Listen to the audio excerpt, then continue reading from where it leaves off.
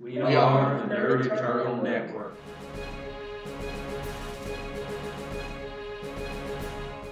Hello, and welcome to Icons Earthbound here on the Nerd Eternal Network. I'll be your GM for the day, Jason, and with me will be Mike playing Independence Ray, Hello. Taylor playing Unison, Howdy, howdy. Curtis playing Landshark, Hola. and Zach playing Recluse. Thank you for joining us.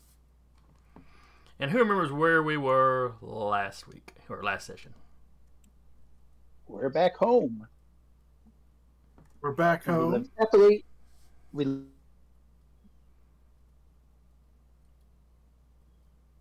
Uh-oh. lived happily ever after. What's the matter? Okay, Mike, we heard you froze, and then happily ever after. Oh, sorry. So we're back on Earth, but it's an Earth that's been transformed since we left. Someone pulled a little bit of Races on Infinite Earth's retcon. I don't know if that's really the right term for it, but in any event, there is now a pharaoh in charge of the planet. Yep. And we have made contact with the resistance, because there's always a resistance. And then we are about to get attacked by a trio, our friend Walkabout, and our not so friends Skyscraper and Gothic. But Walkabout, as far as we know, is more or less the same. Besides, working for the Pharaoh, presumably. Yeah. He was also, he was not dressed in his typical Australian park ranger outfit. Ah, Where he's got he has the hat and all that. Yeah, he was dressed differently. Yeah, so Skyscraper is now Obelisk, and he's now apparently Egyptian, right? The clothing had an Egyptian flair to it. Oh, okay. It's like his outfit is different. And Physically, his face and stuff looks the same. His ethnicity didn't change, nothing like that. Okay. The only one and that looks... Gothic is now... Oh, go ahead. Oh, Gothic's now lightsaber, and she's got a light sword. Right, instead of her dark. Yeah, her powers were different. They seem to be light-based instead of darkness. And she's the blonde. Oh, that's right. Still a pale white chick, but now it's blonde. First thing I'm going to do, I'm pulling out my cell phone, taking a picture, so that when everything goes back to normal, I can show it to her and make her scream. Now,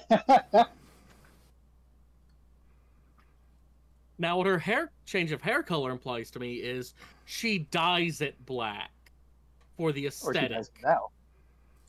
She could be dyeing it now. Yeah, or it's bleached. But yeah, y'all had landed to meet up with Who was it? the Foresight. Yes. Y'all yeah. had talked to him. From, what was the organization? Usually he runs the Mutant Underground. They focus on getting mutants that are being experimented on away from the companies or governments experimenting on them. Getting mutants out of bad situations kind of in general. They are... Technically, the government is investigating them for various crimes, but it's almost always breaking and entering to free people. As opposed to the Mutant Defense Militia, who are... They do a lot of that same stuff, but they're a little more militant. They're a little more likely to start a fight.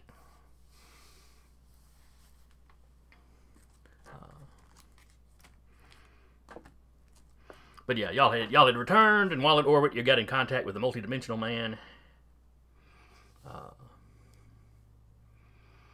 That's when you found, that's how you found out there was a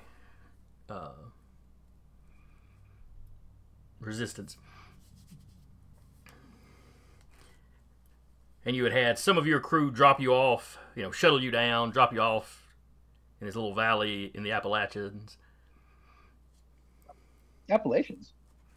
I believe it was over in the Appalachians that they dropped you off. Oh, I missed that. That's where Ray comes. That's where Ray grew up. Oh, okay. Complete coincidence. Probably not specifically. here. But yeah, Well, yeah, something I haven't played. The Appalachian Mountains run a decent little ways, so,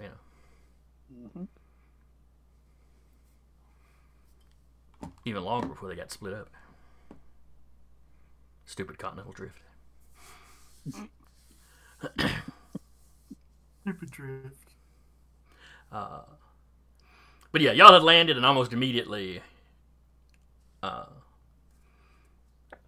Walkabout comes running down, drops off Obelisk and Lightbringer, and then he ran off. He disappears again.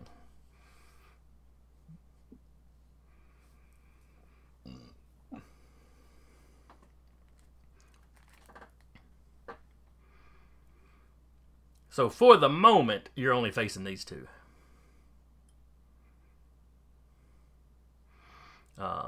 Lightbringer, Obelisk went up to his full size. Lightbringer started telling you to surrender. Make this easy on yourselves by order of the Pharaoh. It was noted that nobody seems to know the Pharaoh's name.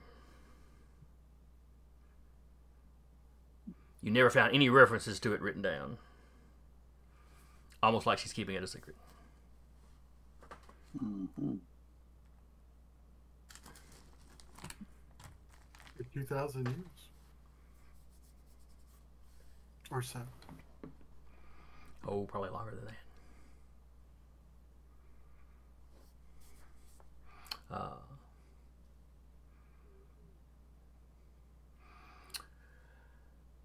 So are you surrendering?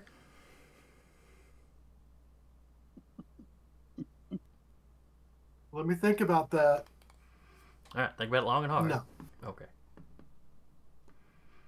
Let me guess. Sharks don't surrender. Sharks do not surrender. Good to know. Good to know. All right, everybody go ahead and give me initiative rolls then. That is fictitious. Sharks surrender all the time.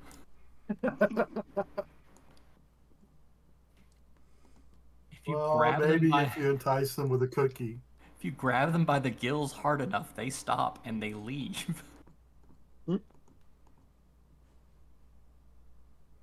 Land shark and his cookies. But does Of course, land shark you know, have land skills sharks- to grab? Understanding of sharks is pretty fictitious anyway.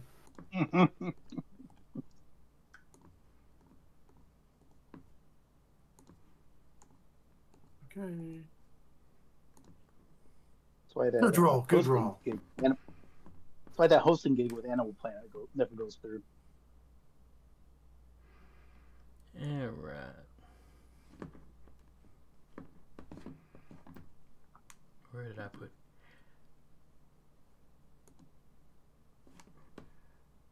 Oh, I guess I did not open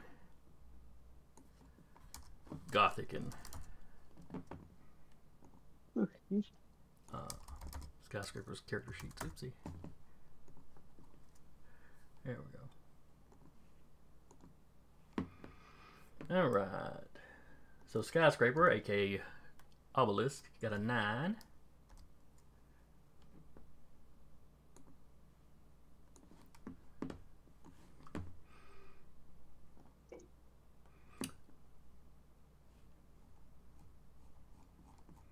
Oh, hang on.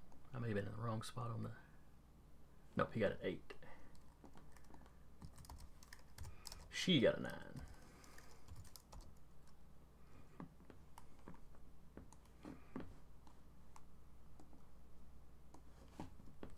Oh, I have a question. Fire away. Are we still at the same stamina and determination level? Y'all had a little bit of travel time, and y'all investigated, so I'd say y'all probably had time to heal up. Does that mean any extra determination we might have had goes back to our starting? Oh yeah, that would mean that. It's up to y'all. Well, if y'all want to, I'm back. if y'all want to restart, that's fine. If y'all want to just go like you are, that's fine. I think I'll continue as I was. Okay. Even though Yeah, we just got through a big fight. And... Yeah. All right.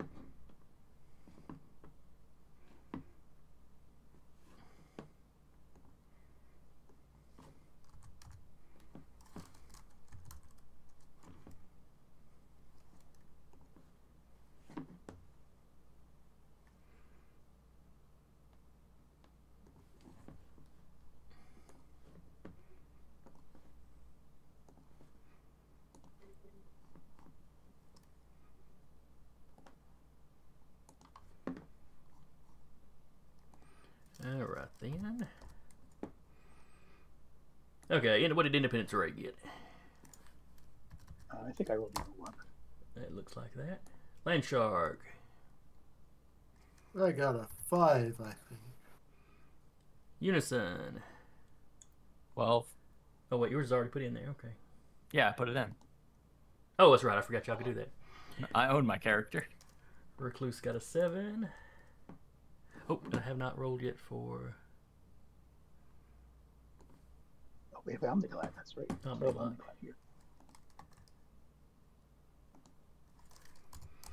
And did you bring Aurora down with you? I thought she. No, we left her on the ship. I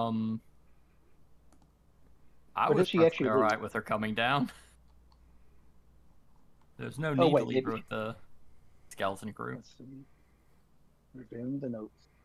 I know I asked last time, but I can't remember what y'all Oh, said. she said she'd stick around and help. Okay, so she's down there with you, too. Hooray.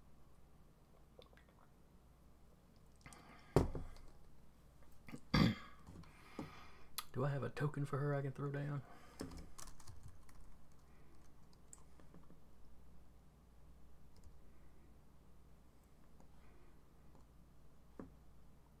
That's not it.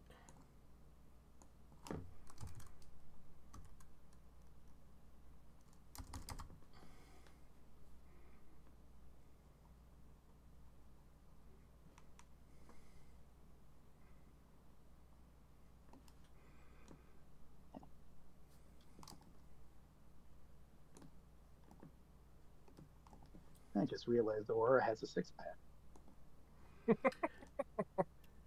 Yeah, the generator thingy did a little weirdness with it. Oh, it's outer space. Okay, now why is the token thing not there? We go. Got to get stuff on the right layer. All right.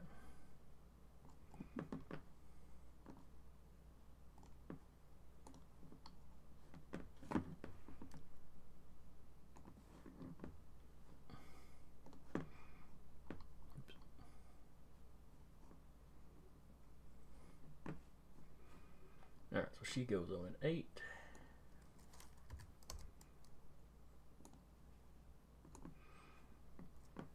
Alright, I believe we are ready to go then. Top of the order. Unison with a 12. Well, as tradition, I don't know if I had my copies out or not. I know I've got one staying with the skeleton crew, but I'll go ahead and pop 6 of my duplicates out, Okay. and then 7 and unfortunately that is going to be the action, so I'll just turn to them, and then 7 voices just go, "We really don't have time to deal with your nonsense today."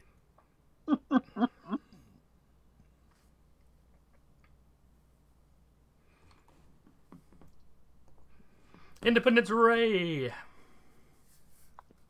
Yeah, so I noting seeing that Lightbringer is wielding a sword, I think it might actually make some sense to try to dazzle her. We'll see if she has light immunity. I don't know. So let's find out. So I'll go ahead and dazzle away. The old razzle dazzle. If it took, let me hit this. There it is. Not a great roll. Alright, so that's versus her coordination. Oh. Oh. Alright, so you rolled a 9. She got an 8, so she is dazzled for 1 round. Cool.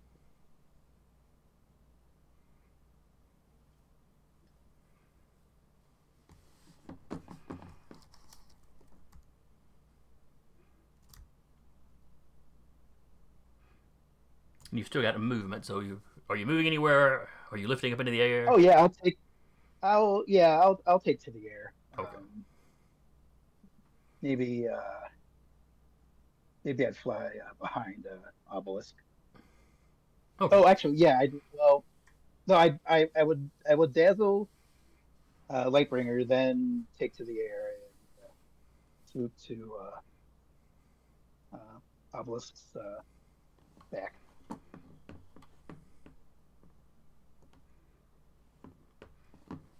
All right, then it is Lightbringer's turn. And she's like, rubbing her eyes briefly, looking around and kind of squinting. Yeah, she's not completely blinded, but she's seeing spots. Yeah.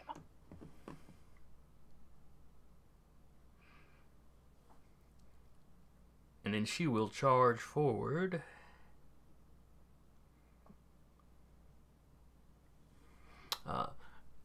She yells at Monolith to try and take them alive. The Pharaoh wants them. Or would want them questioned, anyway. His response is, all of them or just some of them? She tells him, just do your best. And then she is going after...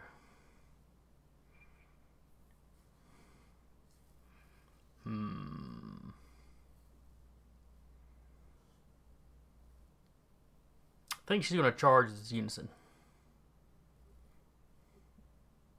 All right. And you said there are 7 unisons present? Yes.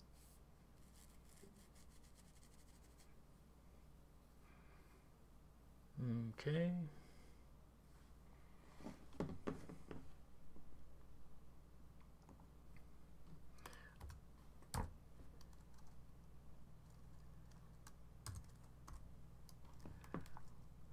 Alright, if I roll a 1, then it's the real unison she's stabbing, or trying to stab.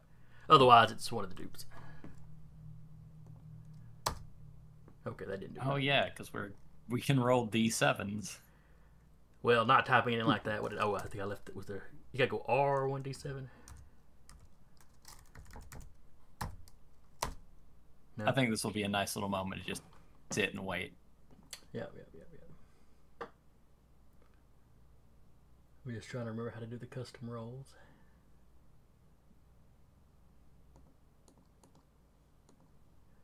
Because I so rarely do that.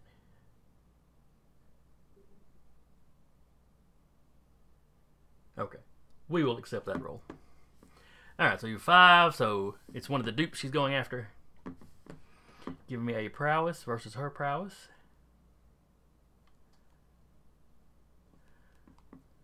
Let's see, where's Soul Stealer? There we go. Oof. That is 6 points of damage as she runs that light sword. And that copy will pop. She's like, 1 down.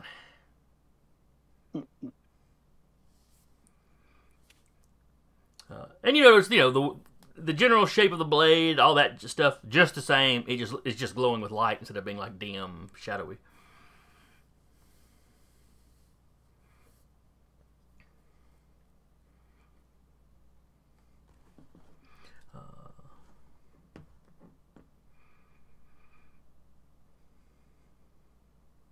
Yeah, that's all she can do. So then it is Omniglot's turn.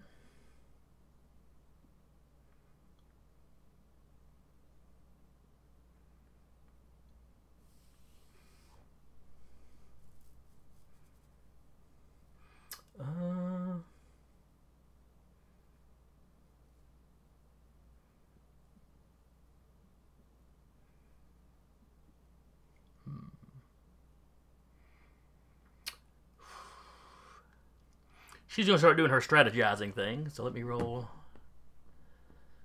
Let's let's see. I will roll her a difficulty. All right, so she needs to beat a 9.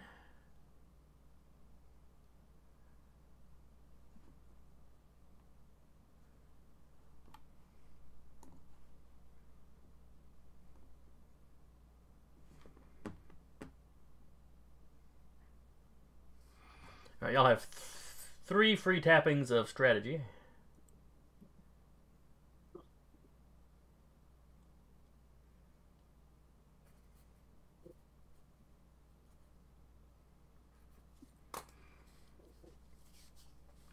As she starts rambling off information about previous fights they've been in that she's seen video of or read documentation about.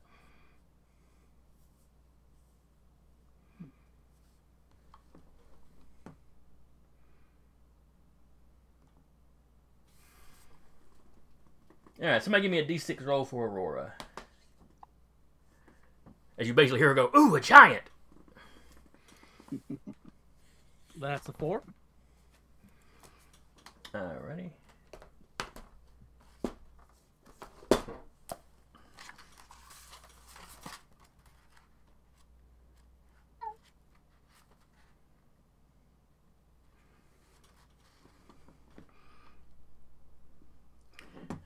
And this is versus skyscraper. I mean, obelisk.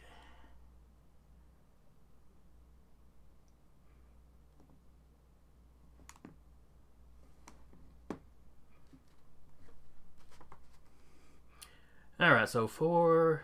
You rolled a 4 plus her prowess is an 8. He got an 11 to avoid it.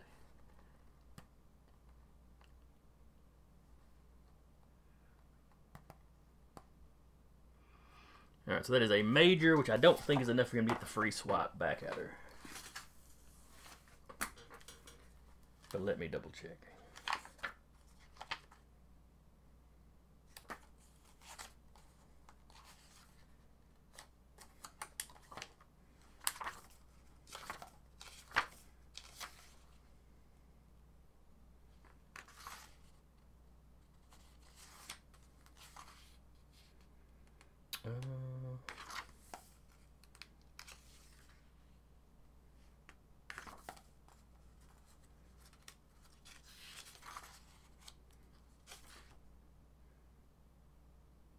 Let's see, evading.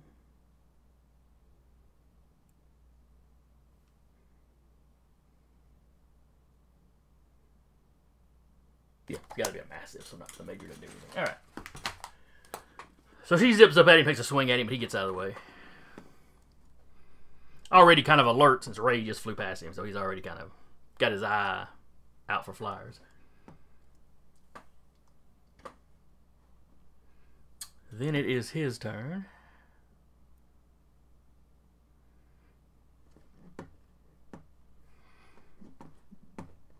Mike, call even or odd? Odd. It is even. He'll take a swing at Aurora.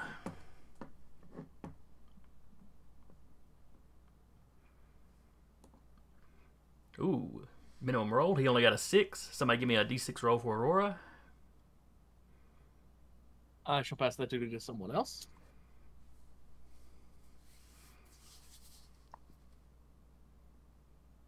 Okay, and throw it in.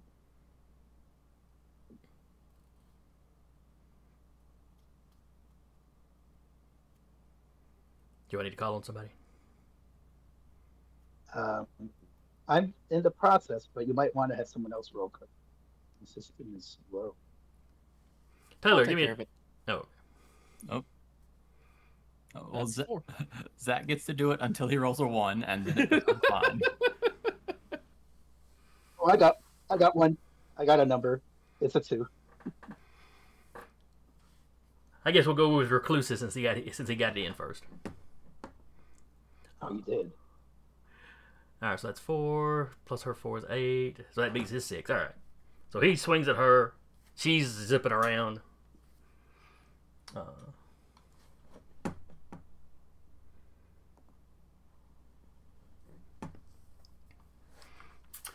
right. From out of the shadows, Recluse steps. At least you hope it's Recluse. Recluse, describe yourself. So anyone familiar with Recluse will know that he is a hideous, horrifying bug man. 3 fingers to a hand, a smattering of irregularly placed eyes, mouth parts that are just a mismatch of the human jaw and a spider's fangs. But he's now a solid head taller, sporting a massive spinneret, multiple legs. Multiple spider-like legs in place of the weird, spindly, stick things he used to have. He's like a spider centaur. Very displeased with the entire situation.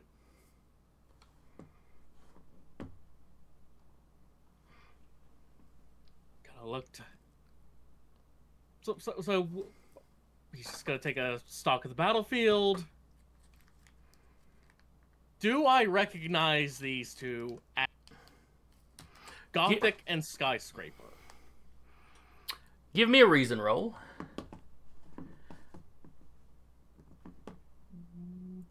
Boop. That's a 7. You only had to beat a 6. It was a very low difficulty.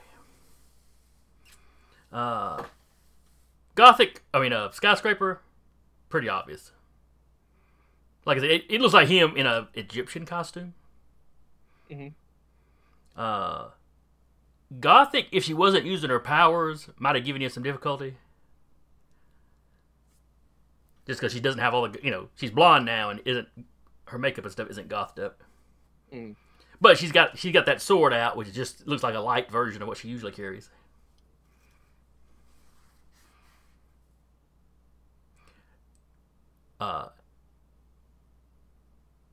And as you look over at her, she looks at you, and you see her face kind of crinkle up like, ugh. And then you hear, what happened to you? Listen, it's a long story, alright? But hey, listen. Blonde is not your color. I don't know if you just if there was an accident with some bleach, or what's going on with all of this. Did you two join a cult while we were away? Unison, did they join a cult? The entire world kind of joined a cult. Oh. Obelisk yells that he has served the Pharaoh since his birth. Oh, this is about the Flash thing you saw with the... Okay. And I am just going to full speed clothesline Gothic. Or Lightbringer. Alrighty. Boop. Wait a minute, that's not her. Where did she go?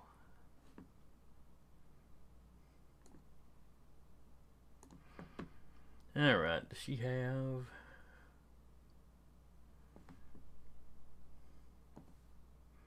She got a 13. You got a 14, so you hit her. How much damage do you do? I do 8 points of damage. Alright, so she takes a couple points. She does have her little, where normally she looks like she's always standing in the shade, she's kind of glowing this time. But you still kind of feel that resistance. I think you've punched her before. You know she's got a force shield. Yeah. It's almost like somebody just reskinned her powers to look different. Everything's, seems to be working the same way. Yeah. And then taking advantage of fast attack, I'm going to try and web her up. Okay. That's an 11. And that's an 11. Oh.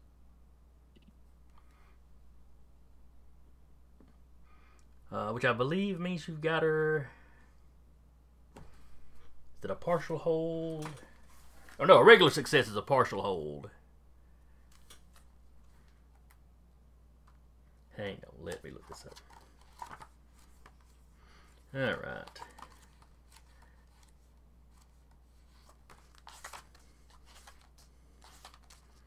At least I remembered what the power was called this time.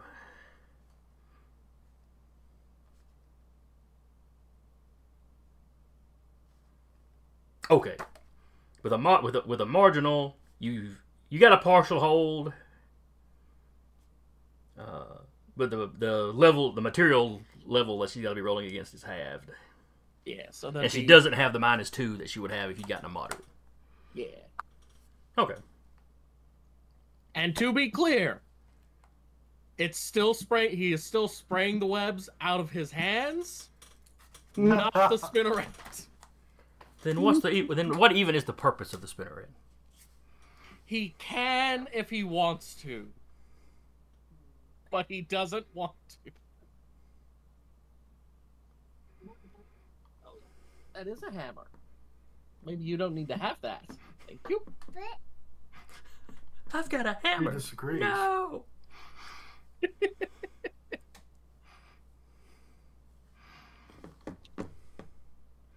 All right, so that is Recluse.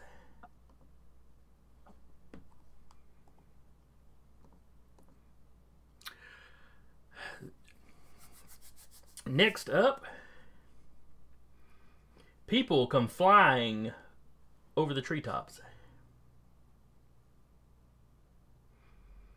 They are all dressed in the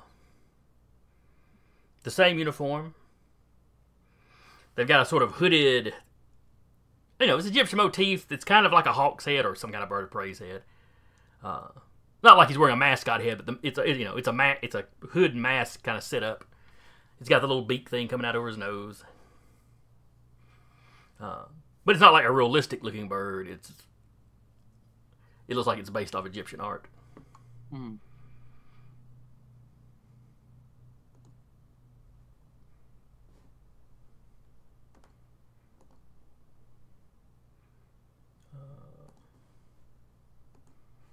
Hang on just a second as I once again try to figure out where I have put what layer I have put stuff Is on. it only one? Oh no, it's people's. There appears to be, I believe, 8 of them. Oh no.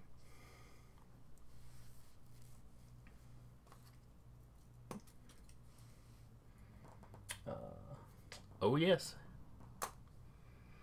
And they fly down to engage. So 1, 2, 3, 4, 5, 6, 7, 8. Just so I can keep up with which ones have taken actions.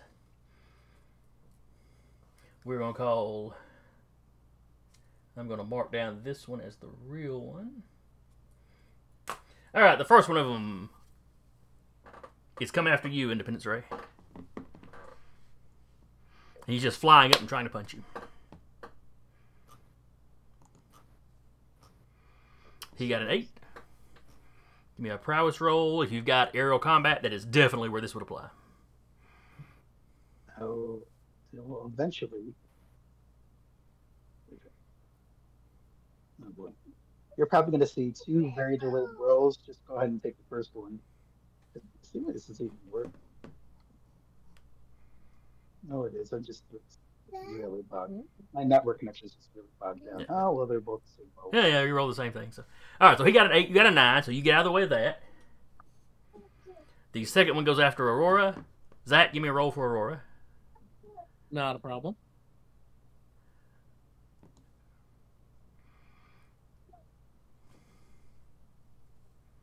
That's a 3. I'm sorry, Aurora. All right, so that's a total of a 7, 8, 9, 10, 11. So he gets a massive success there.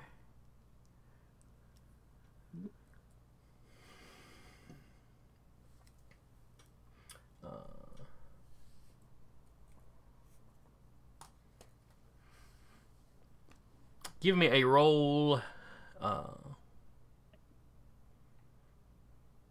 Let's see. DC, yeah, give me another roll for Aurora. See if she gets slammed. Oof. All right, but that is plus her strength.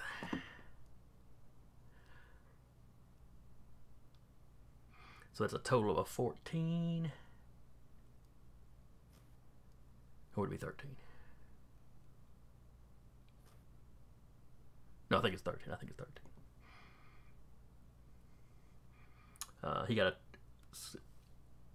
He got a 12, so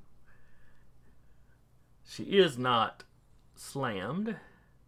One more time to see if she's stunned. Oh, there we go. Nope. All right, so she is not slammed or stunned.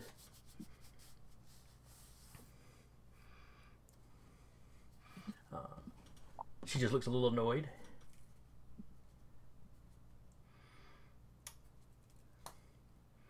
Number 3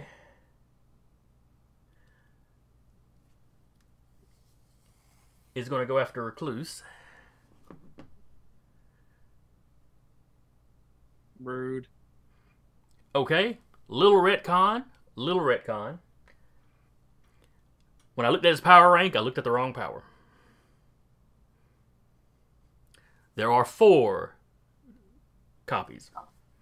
Oh, thank God. I thought 8 seemed large. Did I make him that terrifying? Oh wait, but that'd be that many copies plus the original, so technically I guess there's 5. But no, I was looking at it. I was looking at his flight power, and I was like, okay. Because I was like, oh, he's supposed to be really fast, and I glanced over, and I 4. That's not. Oh, his flight's on the top. Oops. But anyway, the third one's going after Recluse.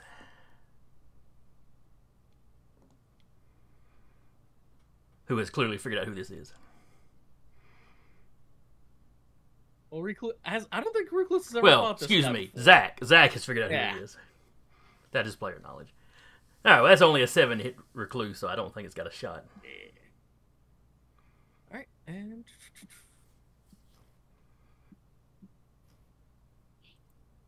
that's a 14. All right, you beat him by 7. That's a pretty decent. What's your strength? 8.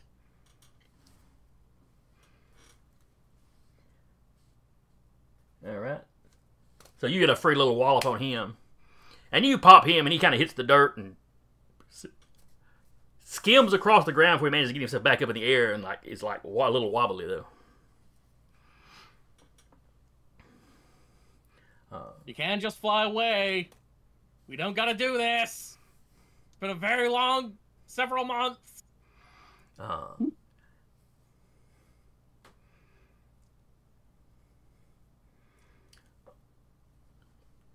All the copies of this bird guy in unison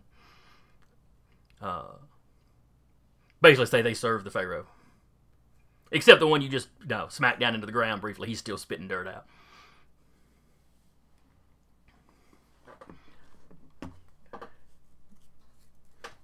Number 4 is going after a unison.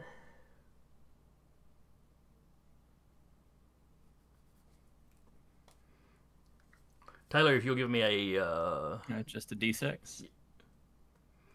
Oh, that's right. One's gone now, so I could actually roll.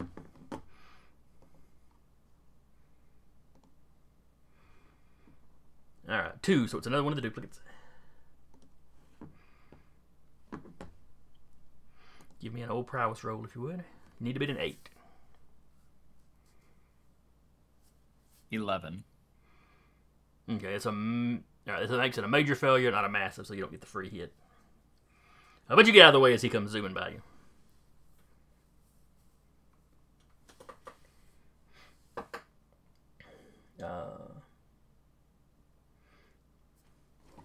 And then the last one will also attack a unison, since there seems to be multiple unisons. No, I take that back. The next one lands next to Lightbringer and starts trying to tear the webbing off of her. What is the material strength of your webs? It is 7 at half, so it would be 3, rounded down from 4. All right. So give me a d6 plus 3 roll then. And I will roll his strength. Oh, max roll, 13. That's a 9. Okay, so he tears the webbing off of her without too much trouble.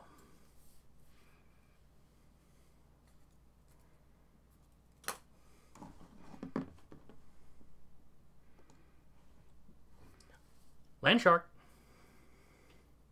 All right. Bruce has a target I'm rich going environment. after the giant.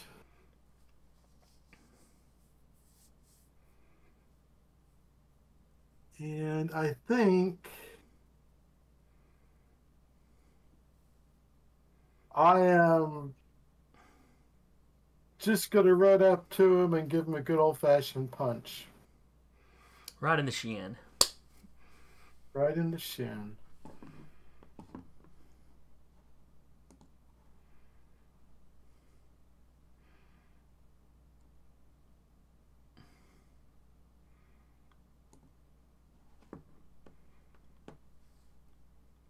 All right, that is a major success. How much damage do you do? 8. All right. Don't know if it really hurt him very badly, but there's a possibility that it could have sent him flying. So give me a strength roll.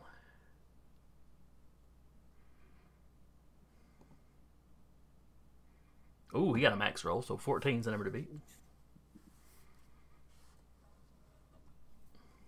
Okay, so he didn't go flying. You just hit him. Be like, never ignore the shark.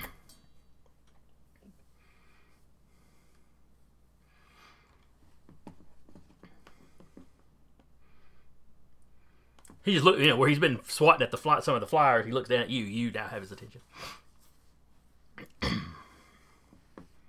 He's always wanted to try shark fin soup.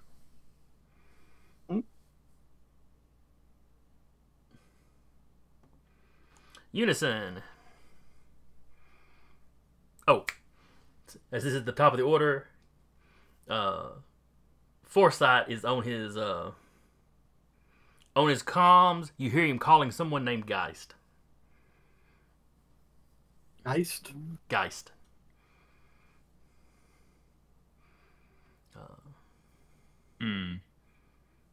Alright, so I saw one of that dude's copies get hit and not disappear, correct? That is correct. Cool. Oh, wait, hang on. Yeah, you did say that. I'm going to have a couple of copies look at him and go ahead and toss out some mental blasts. Ruh-roh. First shot's a 10. It's going to be willpower.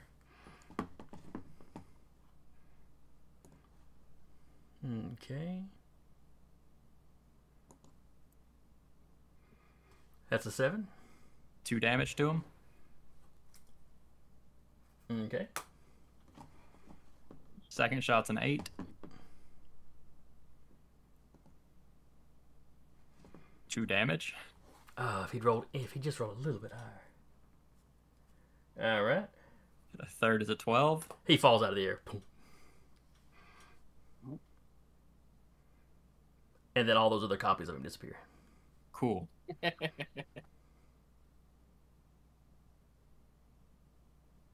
The webs were not destroyed around. The webs were not destroyed around Gothic, correct? No, he pulled them off without any trouble. Okay, sorry, they are fully pulled off. All right. Yeah, she is fine. Then I will look at. Let's see, 1, 2, 3. So I've got 3 shots left. I will look at Gothic. Hey, I've just come back from finding out that my powers are used by an intergalactic war machine. I'm just gonna kind of knock you unconscious now, and 12, an 8, and an 11. All right, this is versus her willpower.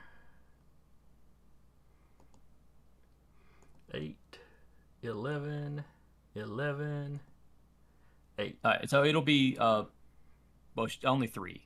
So just the 12, the 8, and the 11. Yeah. But that's so 2 she'll take apiece. 3 damage, but that first one could potentially stun. This is a 12 against an 8. Okay. 1d6 plus 2. A 6.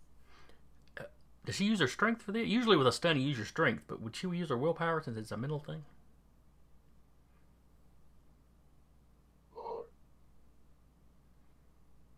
I'm gonna have to look that up real quick. All I know is that on a massive, it can still do the slam and stun. It just doesn't slam. Yeah, the slam, direction. the slam is just a prone. Yeah. It's just a matter of does she roll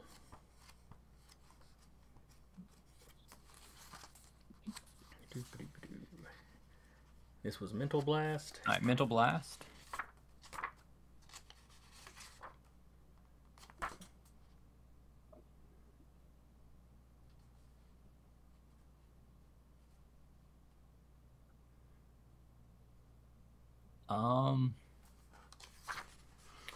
It just says willpower versus willpower. Oh wait, sorry. If it is blasting, it can achieve no more than a moderate success on a slam, which is knocking down. Okay. As an extra, you can choose between what types. So I would assume it's the only statement is make a willpower versus willpower test for the attack. Okay. So everything else, I guess, would be the same. All right. She got a 6 that matches your 6, so she is not, in fact, Okay, cool. slammed with her. I will look to Foresight. How soon till we get out of here? Because like we can wrap this up pretty quick, but we need to keep moving afterwards. We've got a vehicle inbound. Great.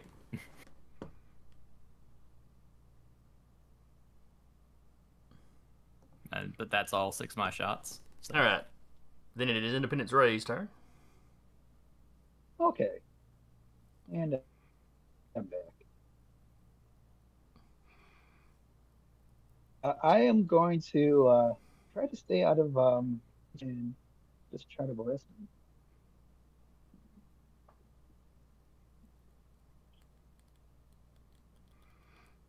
Maybe I should designate a roller. This is bad. I'm sorry, everyone. Ah, that's no problem. Just internet connections. Okay, what are you trying to do? The Oh, I was just trying to blast Obelisk, and I rolled a 13. All right, let me roll for Obelisk.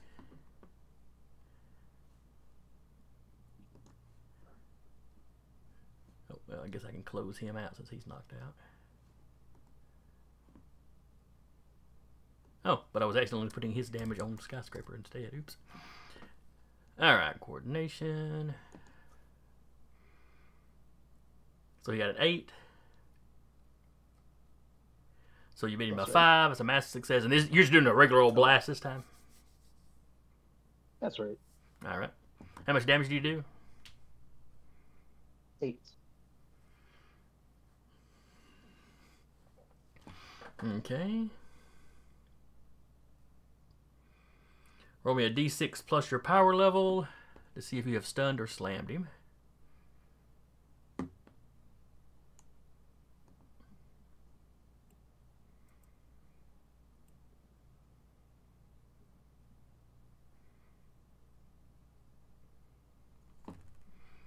All right, so They don't want to be my roller for the rest of the session.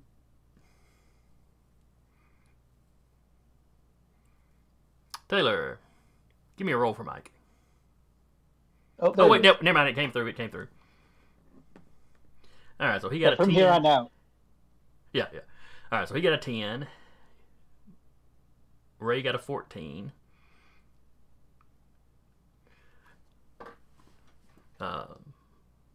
So yeah, Skyscraper goes flying.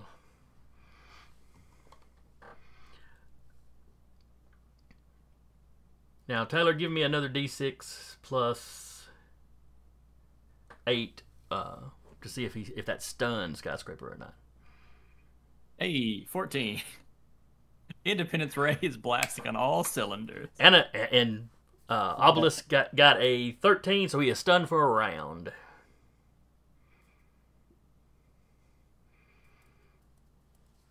Yeah, and he was kind of knocked away from all of y'all and landed on the ground.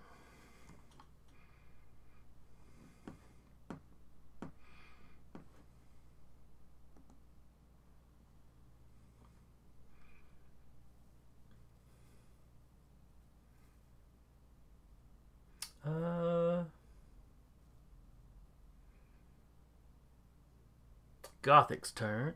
Or, excuse me, Lightbringer's turn.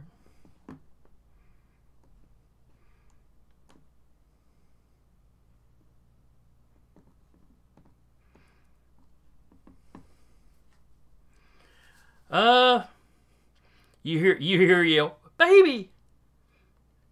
And then she gives Ray the evil eye, rears back with the hand that isn't, isn't holding the sword, and suddenly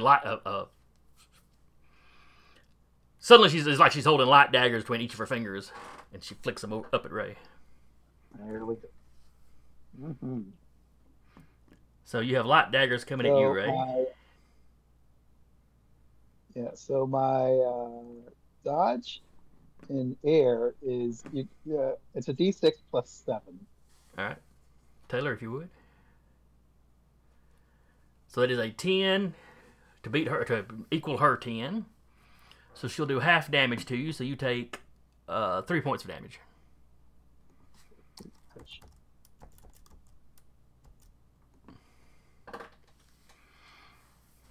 As a couple of these little light daggers do hit you.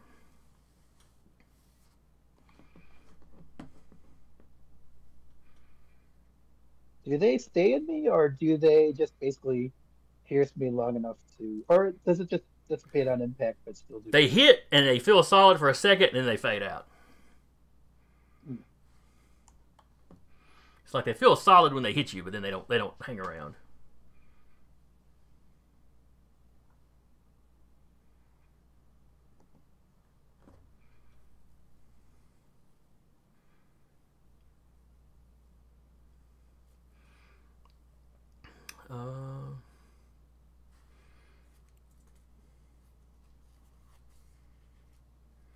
Omniglot is going to put a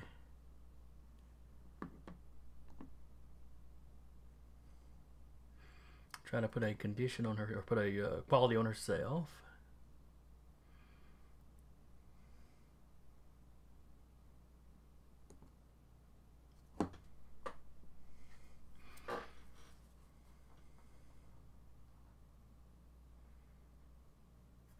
We'll call it ready to move. And she has 2 tappings of it.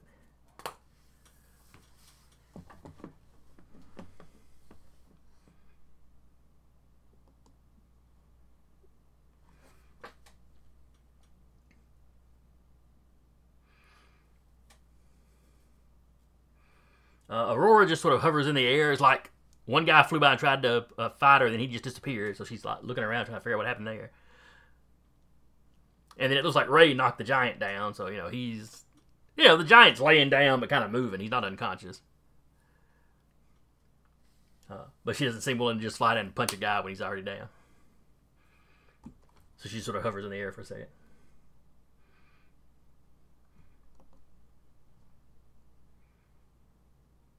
Oh, there's a wrestling move for that. Alright, and then it is Obelisk's turn.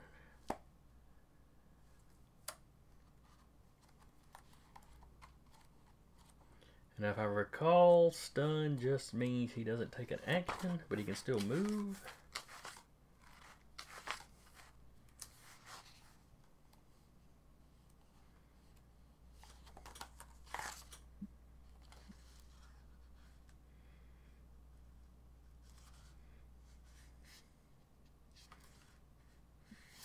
All right. Land Shark's like, oh, come on, that one of the bad guys that attacked me. I love how it describes what you roll to check for stunning, but doesn't in that same paragraph tell you exactly what the stun does. I just need to remember if you miss the entire turn, or if he can still stand up.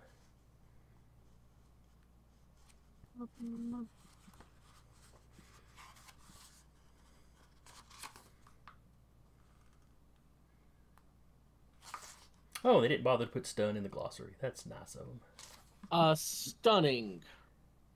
Render an opponent unable to act. One at a turn.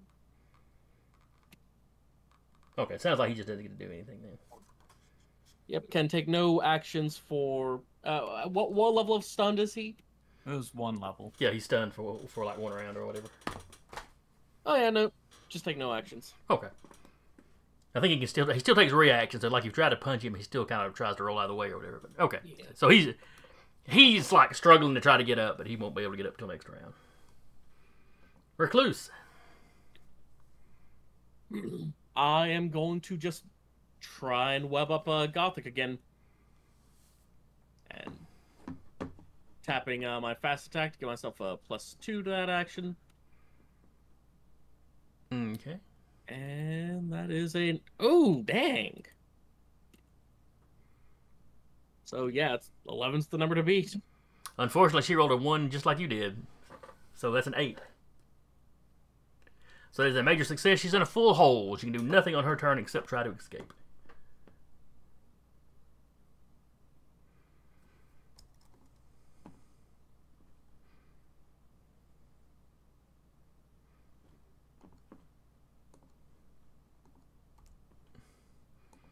Go ahead and just take him out of the order because he's unconscious. And we're already back down to Landshark. Okay. Well, Obelisk is down. Like I said, you can see him like moving and trying to get back up. So he, you know he's not unconscious, but he's out of it for the round. I'm disappointed that Ray showed me up. But I'm gonna do an elbow drop on him, like WWE. Okay. You jump on him and pop.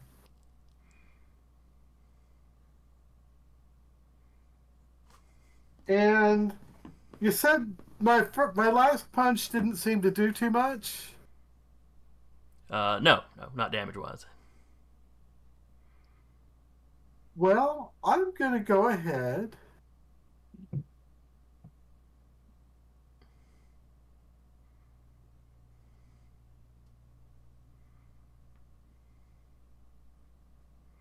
I'm going to use the determination point to increase the damage. Okay. By a point. Sounds good. I mean, probably not for him, but yeah.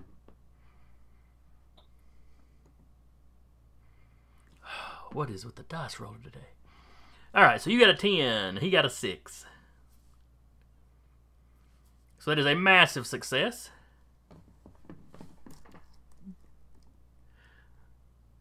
So your damage goes from 8 to 9. So you hear a audible when you hit him, though. So you know you actually hurt him this time. Now give me your strength. Give me 2 strength rolls for the stun and or for the slam and the stun checks.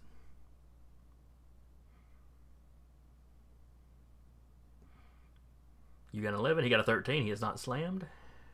I mean, he's already prone, so I don't guess it mattered. But...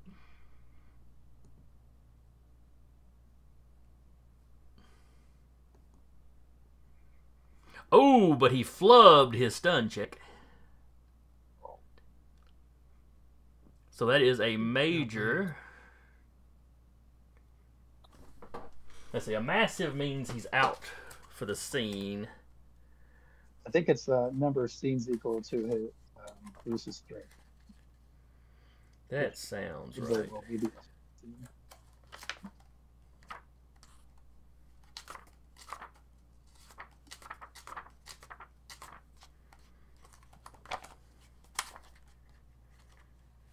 Let's see. No, major and massive on a stun reduces the target stamina to 0 and renders the character unconscious. Nice. So elbow drop to the back of the skull. That's all it took. He stops trying to get up and just hits the ground, just laying there. What do you call a group of sharks? Is that maybe a school. Oh, okay. So would that be the instead of the people's elbow, is that the skull's elbow? Skull's fin. It's the shark's elbow.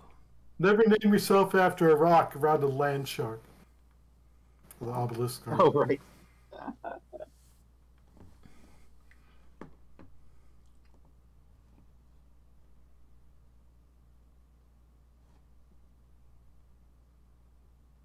Unison, you're up.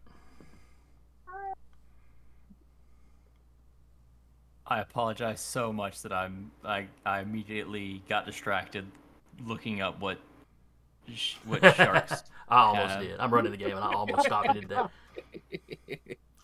Oh, I forgot though. At the bottom of the order, or bottom of the round, you hear a vehicle, come flying by, or you hear a vehicle approaching.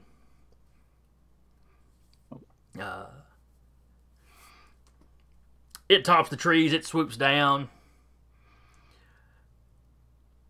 and like out from under the cockpit, you see people start falling through the bottom of the vehicle.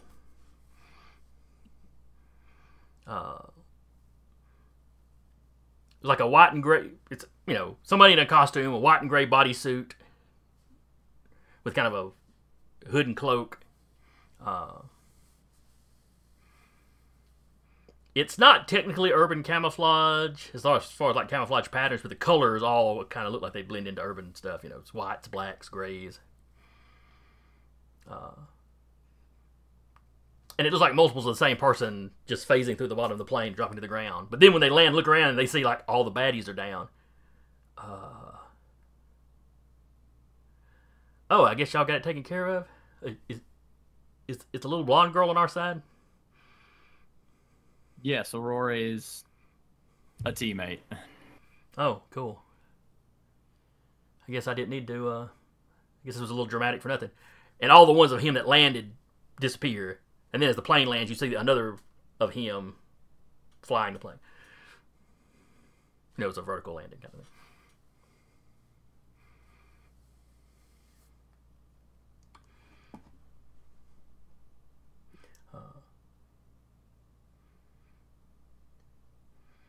And then it is Unison's turn. And, I mean, technically Gothic is still conscious and can potentially free herself, but right now she's with it. Should I just send 6 mental blasts to her and see if she stays conscious? That's up to you, man. What do you want to do? Yeah, just so she can't say what direction we leave. She's just glaring at you all, though. 10, 13, 12. Let's see, this is willpower. Make sure I got the right character. Yes. She ignores the first one, or resists the first one. The second one gets her. The third one and the fourth one get her. She's still up? Oh, no. She's quite unconscious by the end of that. Oh, okay. She's unconscious. She's unconscious. It's just like, it's like she resists the first one. She's like, ah. The second one hits her, ah, every time. And the next two hit her and she's out.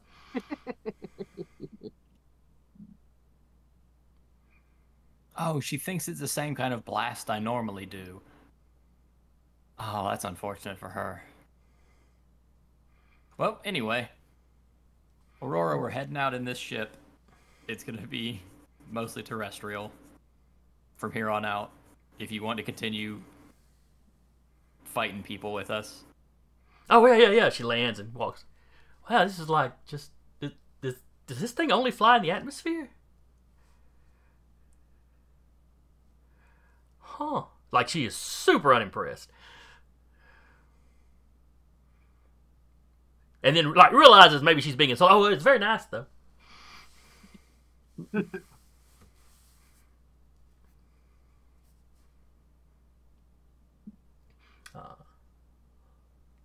So everybody loads Geist. up. And just as I walk past, Geist. Unison? Has Unison met Geist before? Nope. Okay. But once everybody's on board, Geist works the controls and takes off. Now, Geist has not been transformed. Is that correct? Do what now? Do we know whether or not Geist has been transformed? I mean, he's part of the Resistance, so. I'm trying to remember if any of these characters have met Geist. I think he's popped up in costume once. Was he at the hospital where the experimentation was going on? Was he there? Geist? I don't think so. Okay. Maybe Ray doesn't know him yet. He's yeah. None of y'all may know him. Like I don't think any of these characters do for sure. He appeared I in one don't season, even- but he was mostly appearing out of costume that season. Hmm.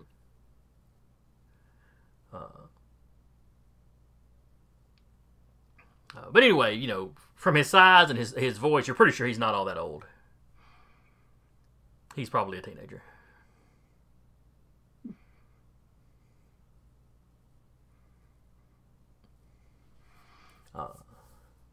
So yeah, y'all zip off. He's working some controls. Okay, they shouldn't be able to detect us. We're usually, you know, he's like, this thing doesn't turn invisible or anything, but it's got stealth capabilities. And for an aircraft, it's pretty quiet. Nice design.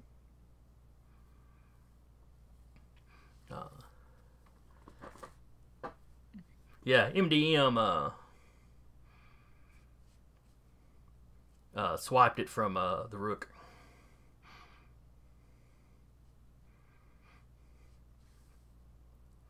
I'm sorry, what was that about the Rook? Oh, it's guys like, oh yeah, MDM. Yep, he's referring to somebody. Swiped it from the Rook. Oh, what? Yeah, I've told her he probably wants to be sure to have it back by the time we fix all this.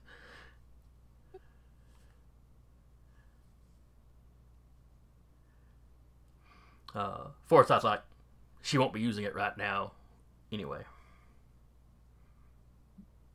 So the Rook is part of the Resistance. He's like, no. Oh, okay. I do have a few big questions there, Forsyth. Of course, I'm sure you've all got questions. Please. There's a little area in the back with like a little table y'all can sit around. If any of you have ever seen like the old Blackbird the X-Men ran around in, you know, it had way more room inside than an actual Blackbird, but it's kind of like that. You've kind of got a little open area with, you know, seats against the wall and that little table. You know, it's got a little display thing.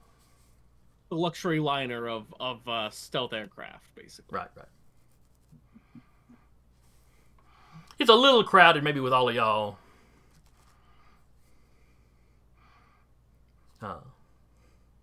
The Rook family was never necessarily that big,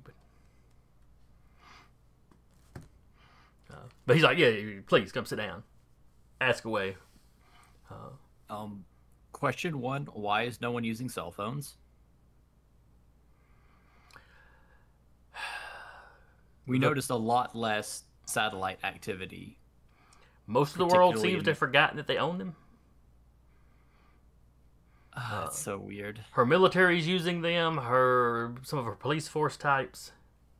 I'd be surprised if Skyscraper, Obelisk, and Lightbringer, you know, didn't have one on them.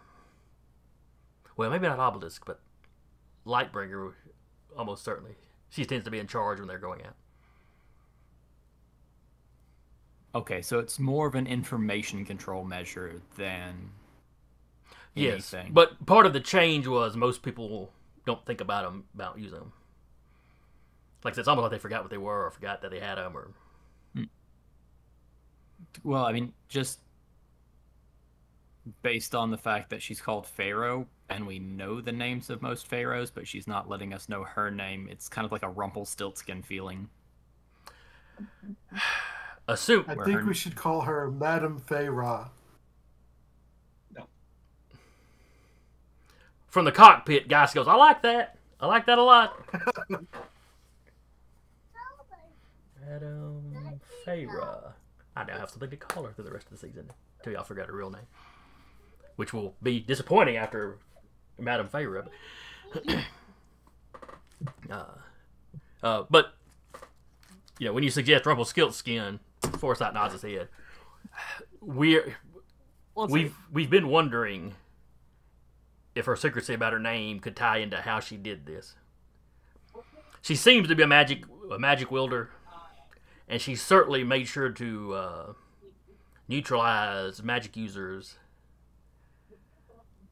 Kind of in her kind of the initial event.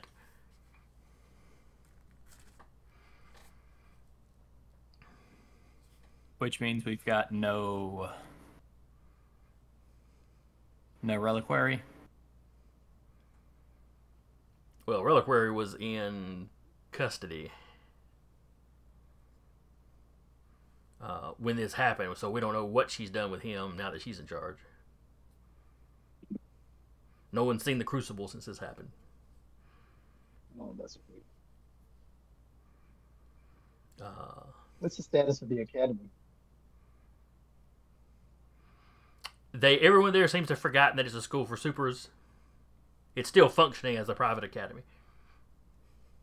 So everyone's regular education is continuing like normal. Or What about other magic users like Wolfwitch and Santa Luna? They may not have been as well known. Wolfwitch we have not encountered. We haven't been able to track her down.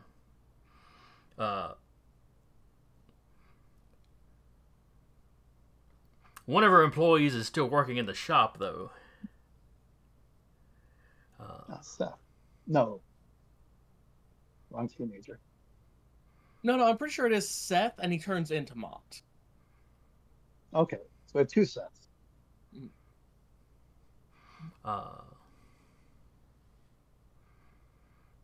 Let's see. Santa Luna. Santa Luna seems to be working for her. But he's... I'm sorry, Bruce. I don't know if this is important. But where Santa Luna usually wears fancy boots, he seems to be wearing pumps all the time now.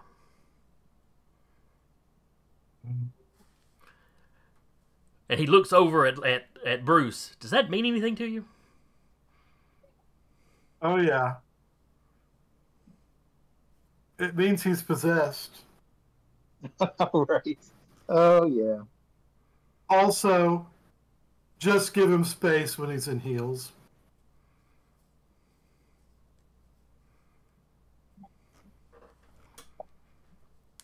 So he's possessed by someone who wears heels. Okay. He hasn't been like super active. But he's been seen in her capital, which I believe I mentioned last time. She set her capital up in Memphis, in Egypt. Oh, yeah. Go to Memphis. I want to see Graceland.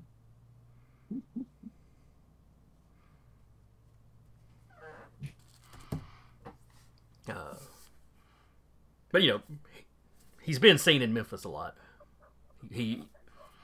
Best we can tell, he appears to be free. I mean, you talked about possession, and that might explain it if whatever's possessing him is working for the Pharaoh, or they've come to some sort of accord anyway.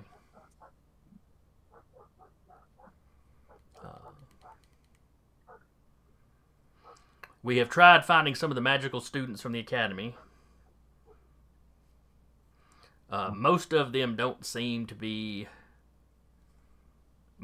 have been affected by the change and don't remember being students, or don't remember being mystic.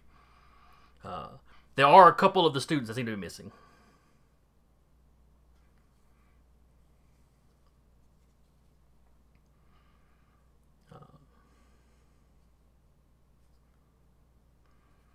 And Geist from the cockpit rattles off their names.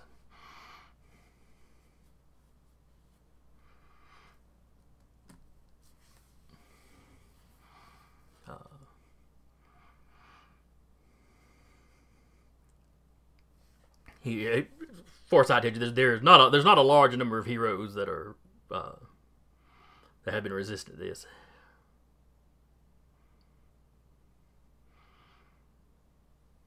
We haven't seen. Let's see. We haven't seen the rest of the Haunted. We haven't seen the Misfits, other than Santa Luna. No, I take that back. Zach, what was your gray alien character's name? Starbound. Starbound is part of the Resistance. His mental abilities seem to make him resistant to whatever caused the change. Unfortunately, he's a hard one to disguise, so he hasn't been able to.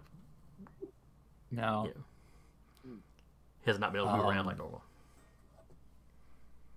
There was also that robot, J303. Since no technology specifically has been affected, he should still be in operation.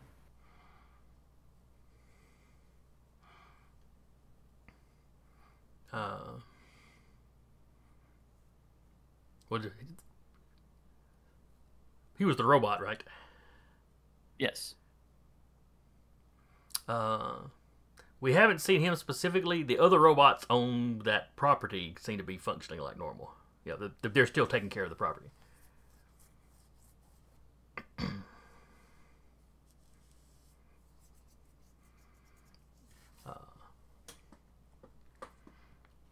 And his owner's business seems to be going about like normal. Jay did have a business, didn't he? Well, Jay's business was about telemarketing. So, because it's all automated calls, which can just be done very quickly with robots. It's robot calls done by a robot. And I'm guessing we can't count on any backup from the, what were those new kids called? The Primes? The Primes. We've not found the Primes. The Primus.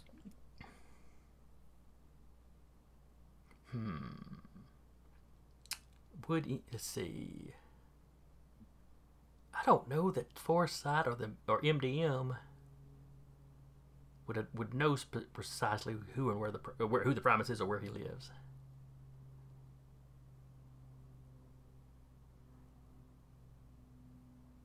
Because they were like the generation right after him. So, they know him to like speak to him and talk to him, and he respects them, unlike some people running around heroing these days. But yeah, and truthfully, while the Primus popped back up, nobody really saw him after that. So it's kind of like the world knows he's alive, but he hasn't been making public appearances or anything. And since the change, nothing. Yeah.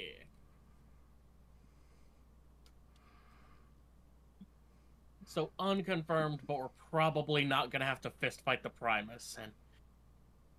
And I got my opinions about the guy, but I don't want to be on the opposite ends of him. No, hopefully we won't. Looking at possible futures, I have not seen the Primus show up.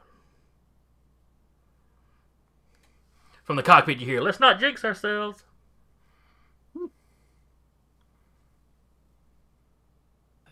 If worse comes to worse, and he happened to appear Aurora and I could probably take him. That's very confident. I like your confidence. Aurora's pretty tough. I'm just pointing to the child.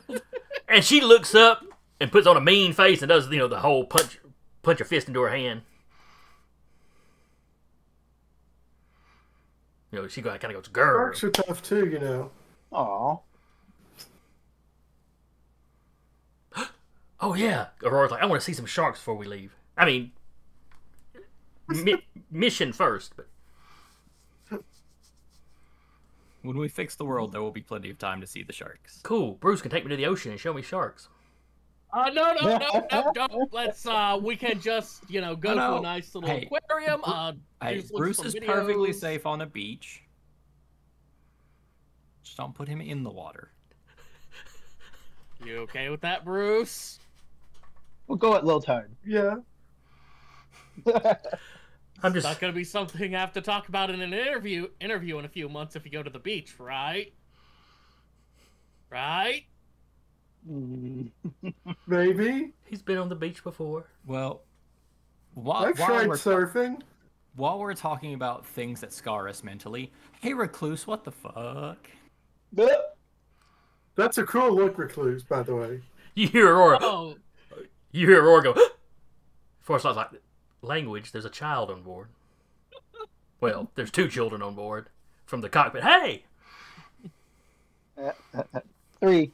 Omniglots here.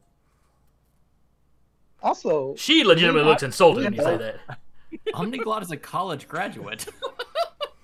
Oh, really? I thought she was a high school graduate. Oh. Oh, man. Language. Okay. Well, I mean, He- she could have done both at the same time. Language. Gotcha. We're heroes. Yeah, that's why I Also- stretched it out to not be the full word. Do we know that Aurora is not like older than all of us combined? You don't. That's a It good hasn't point. really come up how old she is. Like, how do they age? But what do you mean? You're a spider centaur. The same, Oh yeah, that's the same yeah, that's a time thing that now, huh? the same time that you was saying that, Aurora goes, "You've got a spider butt now." Yep, it's a spider butt. I mean, I'm glad to see that you still aren't shooting webs from it, but Pretty sure I could. I want to see that. No, not happening. is there a short explanation as to what happened? Just a little bit, Web. Someone wanted to speak with me. And now I got this going on. Was it a desire to change? Do we need to try to figure out a way to undo it? I mean, it's fine. It is what it is. I'm just gonna have to adapt. She just Also, did you say hi to your folks? Like the big scary spider told you to? I haven't had a chance to speak with them yet. Okay.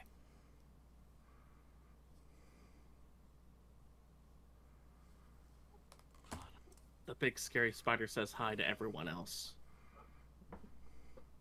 Yep. The big scary spider just wanted to make you stronger. Ah. So let's file that away for later. We will file that away for later. One last check with Foresight. Hey, what about Oswald, or Hindsight? Did he find a way to sneak out of prison during all of this? Or did he already get out? I forget. When the change he had- happened, no one could remember why he was in there, so he was released. Is he helping or hiding? He is assisting us, but on his own terms. I.e., he's Fair not hanging out one of our bases. He's keeping himself secretive, but he has offered to assist in changing things back. Apparently, while he resisted this, his daughter did not. Oh.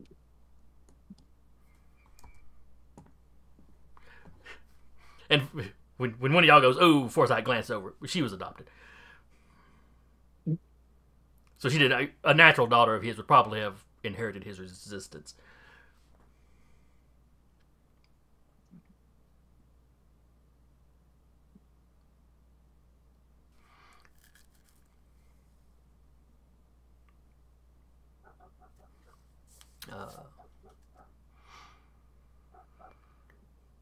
All right, so y'all have any more questions for him on the flight?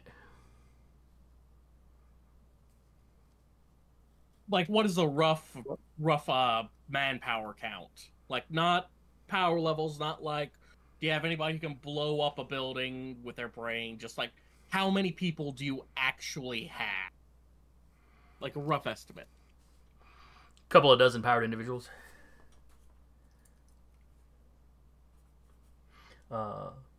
Most of them on the lower scale, like they would never have put on a costume. Mhm. The majority of the world's mutants don't seem to be resistant.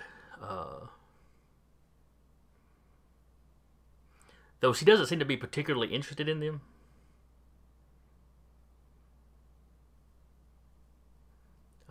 I wouldn't say that they're better off under her, but she's not doing anything to make them any worse off. Sometimes that's the best we can ask for.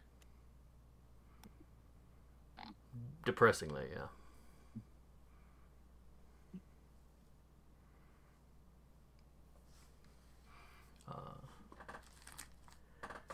Let's see, what else would be important? What about the world governments? Have all the world leaders basically sworn fealty to her? After the change, everybody just assumes they've always been serving her. So, does she have nukes then? All of them that were ever created. Oh boy. Or all of them that were currently active. Mm-hmm. Individual world militaries still seem to be set up more or less like they were. Okay, so she hasn't reorganized them. No. They're just all loyal to her. A lot of your... She's made some adjustments to laws. Most countries are just kind of still operating themselves. But like presidents and prime ministers and all answer to her.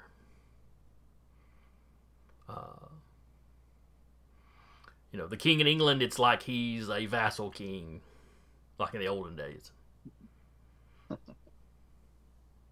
The trick is, so far as we can find, nobody in power is disloyal, though.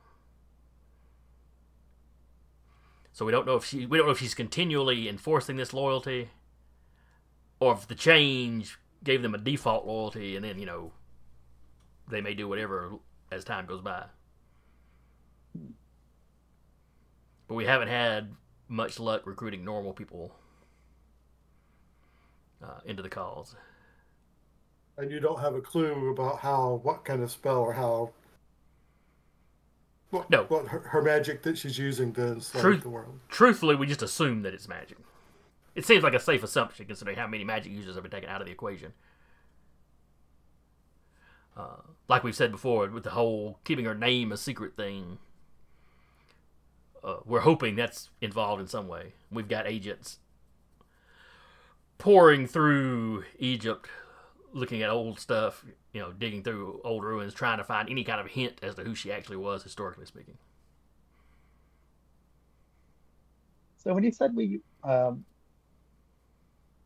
don't know where any of the misfits are, does that include, I think her name was Everlast.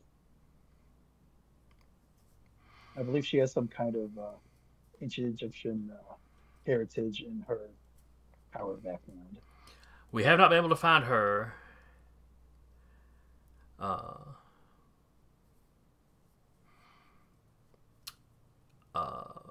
And over in that same area, there was a hero named Mott.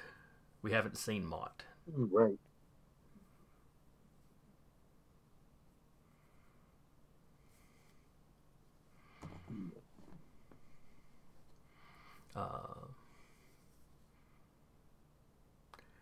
And some of the villain groups have been oddly quiet.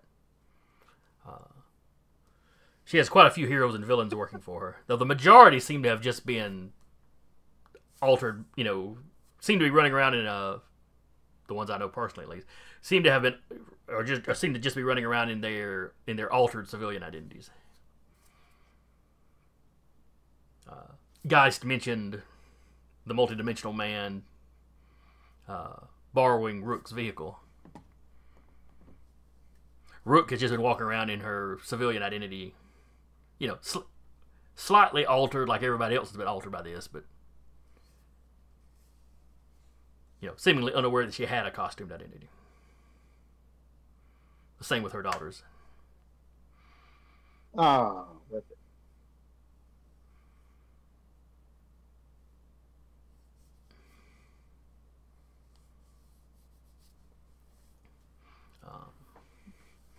A lot of architecture has changed. There's been physical changes. I'll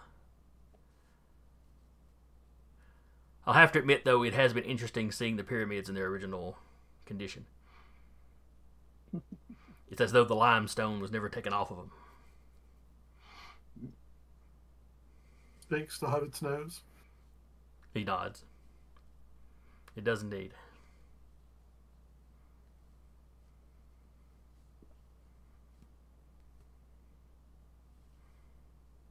Off topic, but what about like the Aztec pyramids? They're much more Egyptian looking now. Wow.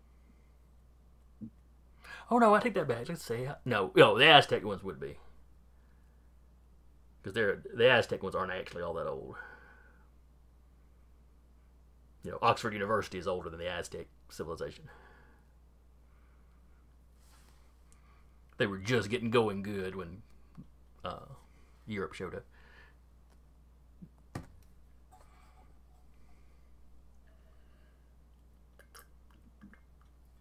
Some of the ones down in South America probably still look like they did because they were probably about as old as hers. So my last big question is, have you seen or are there any records of the Pharaoh engaged in combat? Do we have any idea what her capabilities are beyond however she did this?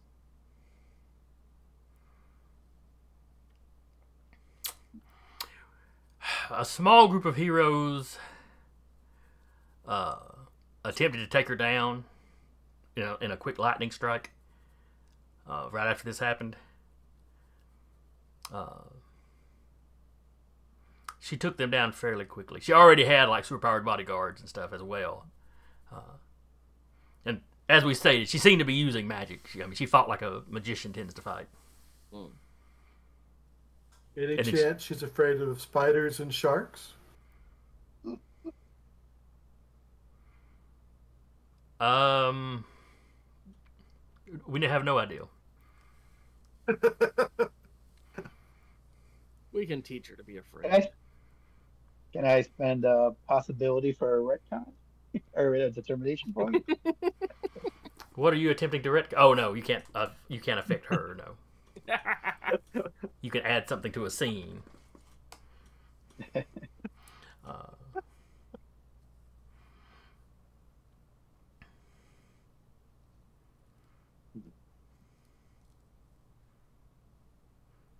So what's the resistance planning on now? Or do they have any operations in the making, or are we just recuperating and coalescing? Not just, but we've got people researching in Egypt, which is fairly dangerous. She's got a lot of forces there, and she has been making moves to protect the old historical sites. Though after the change, a lot of them are in far better shape than they were. I know I'm not our plan guy, but if she's got a spell that's enslaved the human race, maybe the place to look is her temple. Well, her temple is like her Capitol building. And it's quite secure. Especially after that strike force went in, or that little team went in. Kind of on their own. They did that before the resistance was really organized. There's the possibility I could get everyone inside. As long as you don't mind a little bit of creepy crawlies. Or 6 months later, we can use Unison's plan, and we can come in from underground. Wait, why would it be 6 months later? From when you told him to evacuate the family by tunneling. I would love to see us actually, because we've used it for that reason before. To get into a place, but anyway. Right. So Foresight not okay. It seems like we got two different ways we might be able to get in then. Oh, what's the second way? Well, Recluse was talking about the web world, and then Land Shark is talking about tunneling. Oh, right. And it could be an excuse for us to wear cool Egyptian costumes. We have procured some costumes, some of the uniforms for people we use. Oh. Oh, but you were asking what else we've done. The research, obviously. We've been attacking projects that she has started up.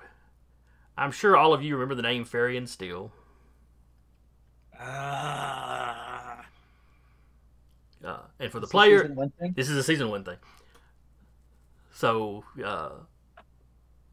Bruce and Ray would have heard the name on TV and stuff.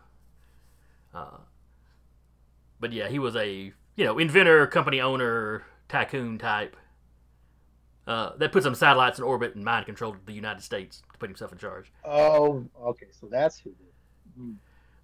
She's got him working on something, and it does involve rockets to put things into space. Boy. That can't be good. No, it doesn't. Yeah, we haven't learned yet exactly what it is he's working on. Do we have his location or known whereabouts? As of a week ago, yes. We had destroyed one of the locations that he was doing his research and construction and stuff, engineering in.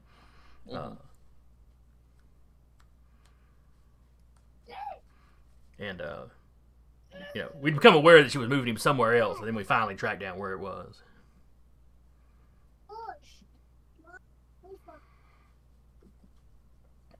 Up in the Russian steppe. Basically, one of the old science cities, abandoned science cities.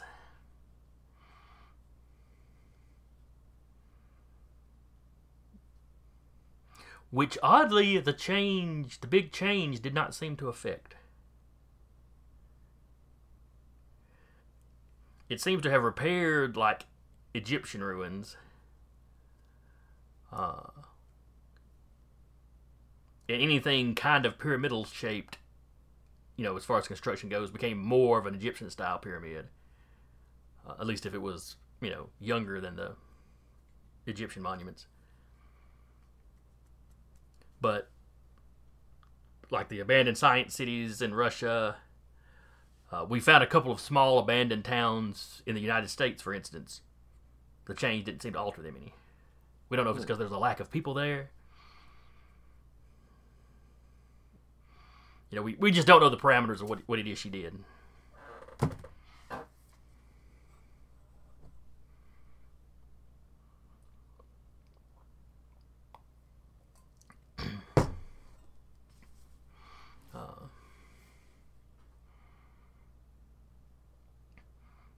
And some places, like Australia, New Zealand, she seems to be ignoring. I mean, they're under her control and loyal, but she doesn't seem to have anything going on there. Oh, okay. Several. Hey, is the platypus working for her? No, he seemed to be resistant for some reason. Good man. He's just the best of us. What can we say? Sorry, that was out of character. I'm sorry. He's not bad. Oh, we could use him to help tunnel in too. Oh, hell yeah. That would be so. Hit of 2 different underground angles, both equally powerful. One might just be a little more powerful. Yeah. Sharks don't have poison kicks. I mean.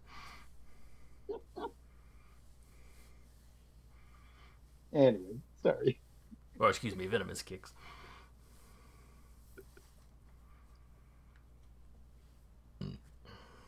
And, one's in the who's who. The other's probably in mutant menaces because he was such a goober, but, whatever. Nope. Poor Bruce.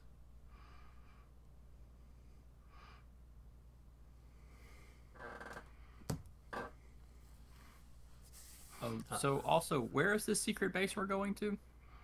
It's in the Alps.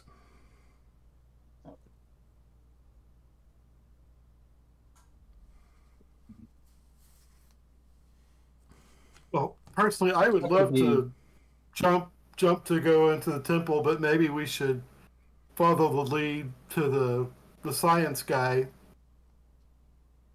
But we've got a chance. Yeah, I'd love to speak with Mr. Steele again. It's been so long. It has been. It's been 2 or 3 years by this point since you last spoke with him. Probably at his trial. Well, Farian Steele's a person and not a company name. Got it. Yeah. Well, he named his company after himself. It's Yeah. Oh, sure, but his last name's not Steele. Was it Still Applied Technologies? SAT? Yes, Steele Applied Technologies.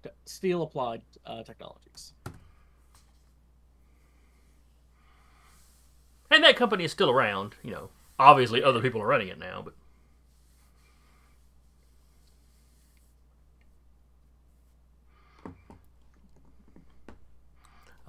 So the secret base in the Alps. Oh well, my character wouldn't know this, but I had a character. I wonder, weren't we in the Alps before during our heist? Earth? yeah, I think so. That is true. The Alps are a big We'll place. see Do you what know how many secret bases are in the Alps? It's one on every mountain, I'm sure. They have an HOA. And if you think HOAs are evil, oh boy.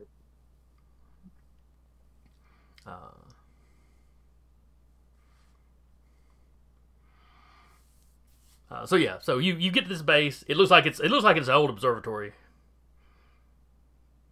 But like the little dome top opens up, and that's where the vehicle lands, and it closes back up.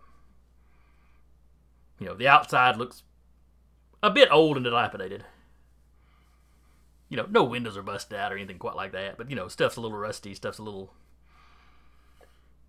From just glancing at it, you'd think it was abandoned from the outside.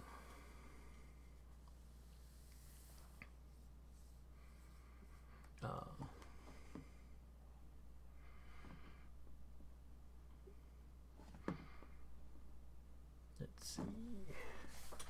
I just realized that I need.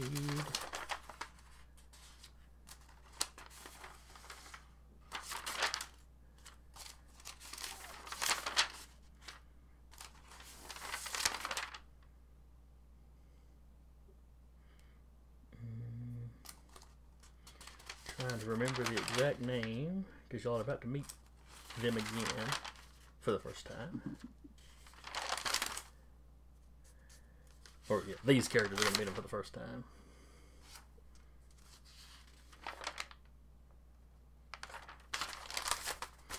So anyway, you know, as y'all are landing, some other people walk out to greet you as you're getting off the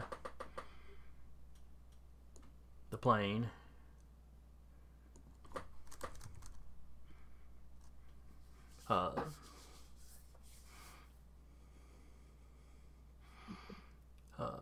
You see two people in powered armor walking up.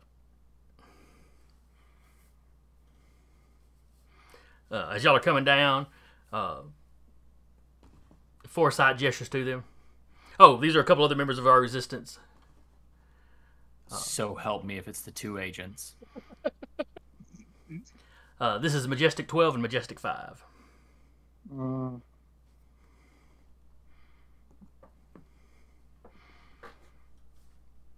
Majestic 12, who's the taller, bigger, broader at the shoulders one, steps forward. Glad to see you. They were able to pick you up without any trouble. Pleasure to meet you, sir. Goes to shake Ray's hand. Likewise. Thanks for keeping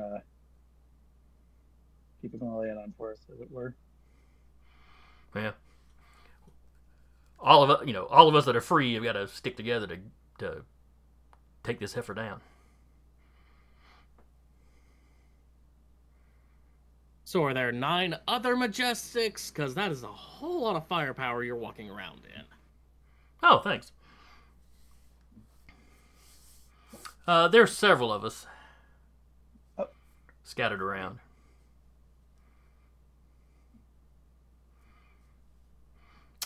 Taylor, give me a intellect roll for I was so hoping for awareness. For Unison. Would this be involved in any way with investigating things? It would be. All right, cool. At least I get a nice little +1 there. 11 is the number to beat.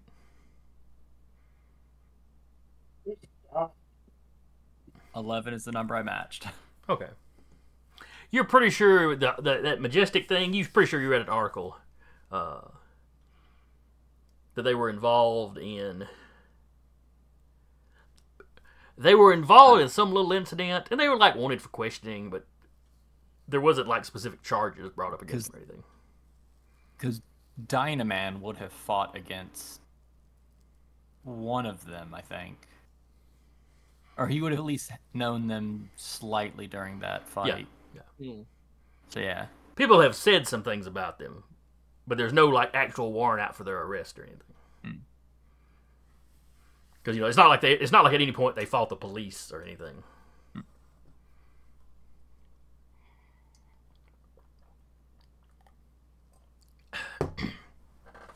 But you have heard those names. Yeah. As one person working for a mysterious hidden organization to another, thanks for the assistance. Let's not talk too much about our secret stuff. And I extend a hand. That sounds like it sounds like a good deal. Shake hands.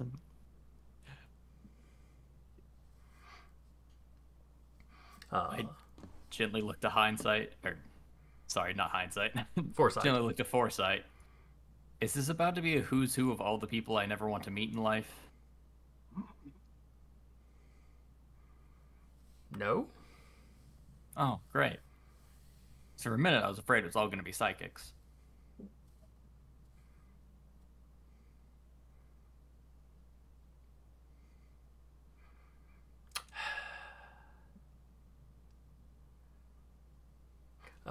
Let's see. The other majestic sounds female when she speaks, mostly in blue armor. Kind of, yeah. We've noticed a lot of people with psychic powers seem to be able to push this mind screwing stuff off.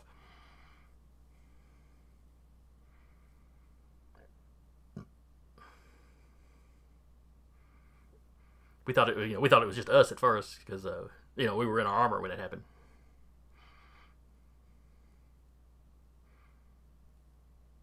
But then a couple of psychic heroes, popped up and got slapped down pretty good.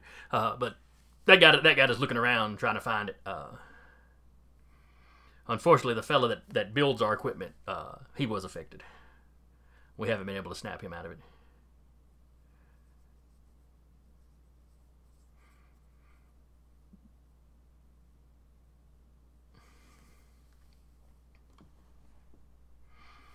That's unfortunate. And then it's like, I'm going to assume Recluse was like one of the last ones off the plane because they both have a strong reaction to Recluse suddenly popping up. The chick in the blue armor like just shudders and literally looks away. I know. Ignore Recluse. You look awesome. No, I know my beauty is hard to look upon for mere mortals. Well, the male-powered armor. I keep blanking on which numbers they are. 12. Majestic 12 is like that's a new look for you. Yeah, it's a recent addition. I mean, I'm not going to complain about all the extra insulation because, like, his legs and his backside are just like tarantula thick with really coarse red hair. But yeah, it's gonna take some adjustment. Yeah, I bet that's nice here in the Alps. But if we go to Egypt, that's gonna suck. Ask him to shoot webs out his butt. I am not shooting webs out of my ass.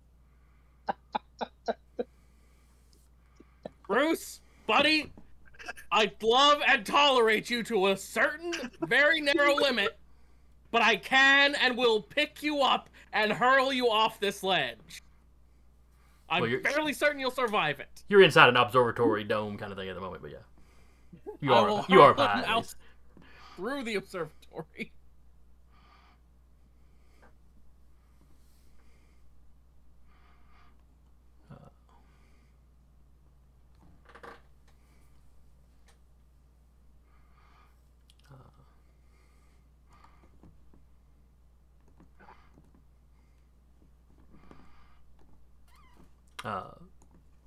Foresight's like, all right, let's all calm down.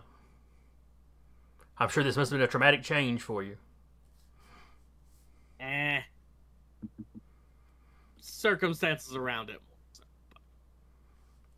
Anyway, hug your kids if you have them.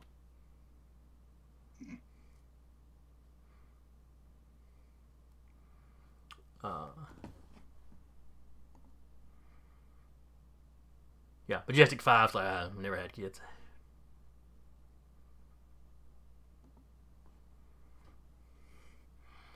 Foresight just nods like he's agreeing with you. Anyway, come down here. We can come down to the living quarters and get more comfortable. Give you the rest of the information that I've got on the Science City. You get down there, you hear a... it sounds like some kind of sports program on the TV.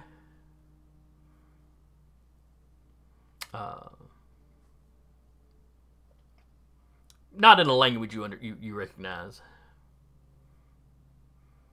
Well, I mean, it sounds kind of Germany maybe, but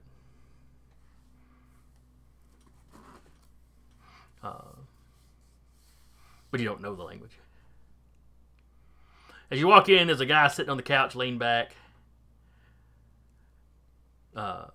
griping and complaining. He has no idea what sport this is. He doesn't know what the rules are. And when you walk in, it doesn't look like a sport you recognize. It must be something old the Egyptians played or something. But this is a very large, red-headed man, big thick beard. He's wearing like a flannel shirt. And he looks over as you walk in. Oh, hey! The cavalry's here.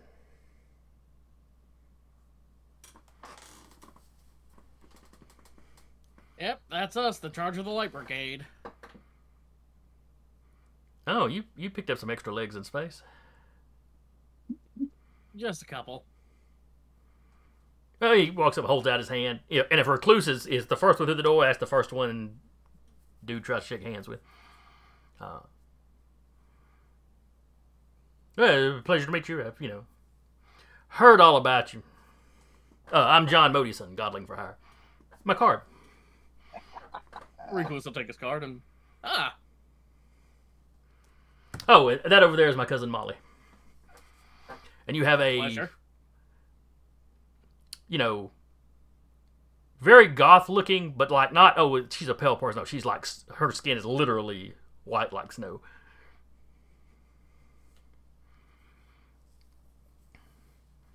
Like albino white. Except her eyes are very brightly colored. And she's got very, very dark hair. And she just, she waves them. She acknowledges you when you... She seems to be making a mixed drink in a blender. Just the notion of a drink that has not been reconstituted from a powder is very enticing to Recluse right now. Yeah, she's throwing in the mix, this, that, and the other. Then she holds her hand over the blender and ice cubes just start appearing and dropping into the... And then she's mixing it up. You realize she's making margaritas. Hell yes.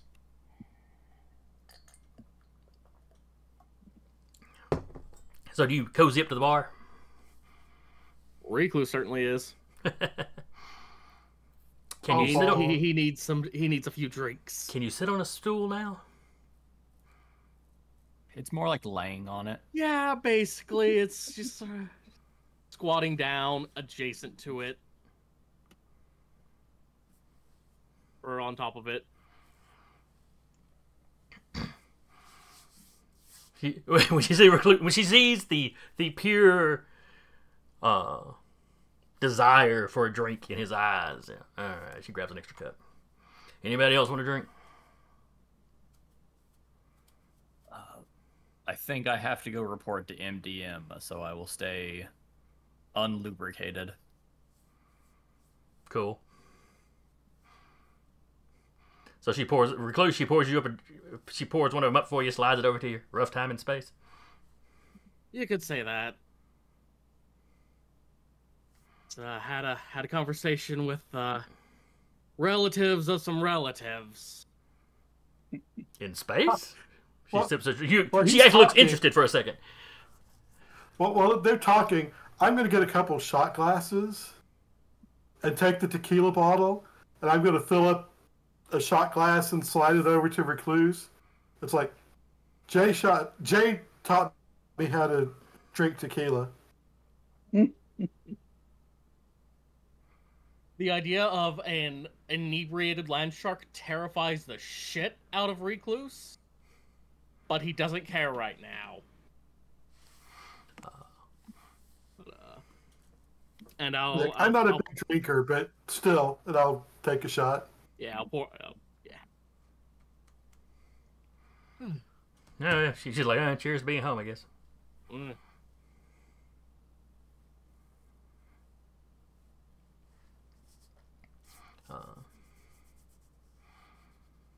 So she's like, relatives are relatives in space, huh? Yeah. You ever wonder where bugs come from, like on a cosmic level? She kind of sips it. According to Mom, the realm of the creeping gods. Yeah. I met Grandma.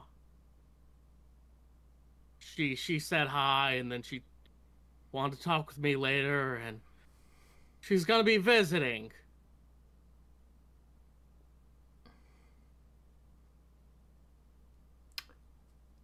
So Molly doesn't say anything. She's like a cup, glass coming up for a sip, and she's just stopped and she is staring at you now.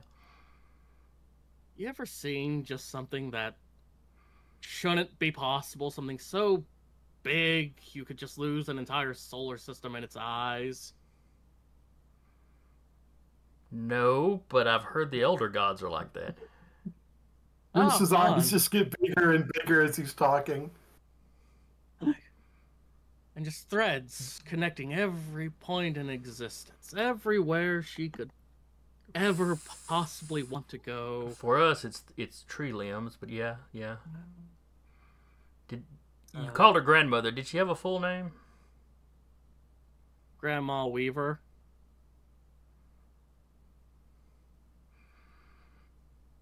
That's She, probably uh, bad.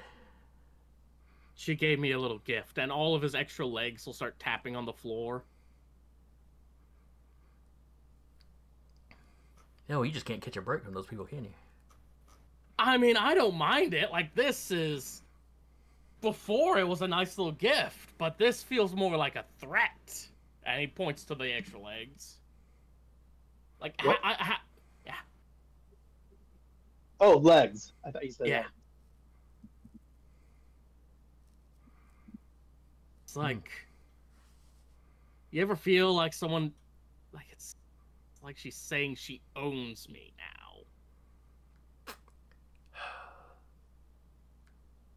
So while you've been talking,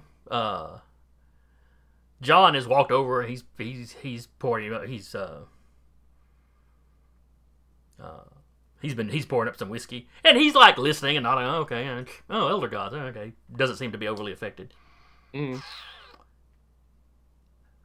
In the middle of Recluse's speech, my eyes are just going to be huge. I'm going to take another shot.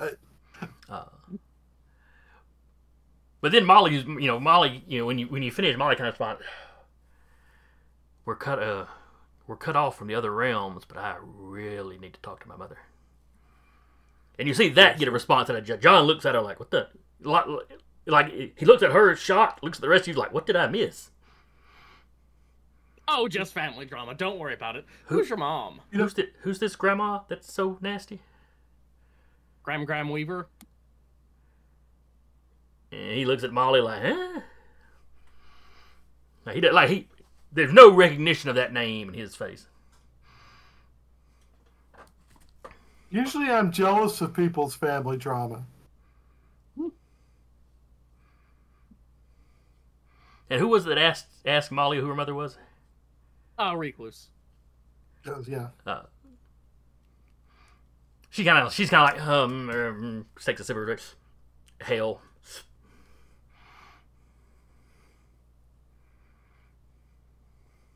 Oh. Like one L, right? She's like, yeah. Okay, yeah.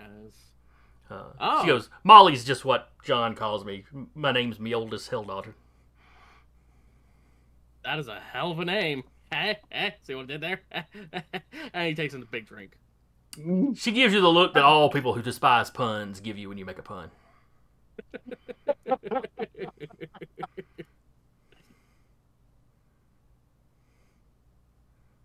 I should probably, You gotta give him a break. He's had a rough day.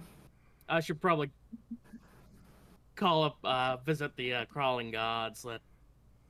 Let Mother Who Swarms and all of them know. They'd appreciate it. And it was a special request from Graham.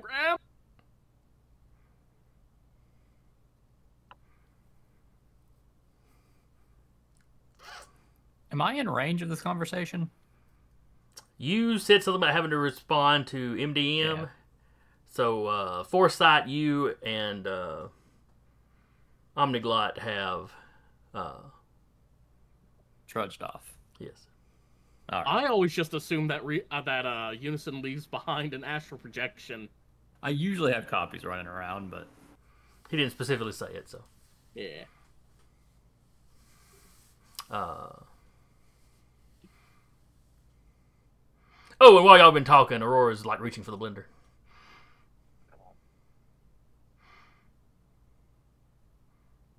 You know that the margaritas were mixed up in.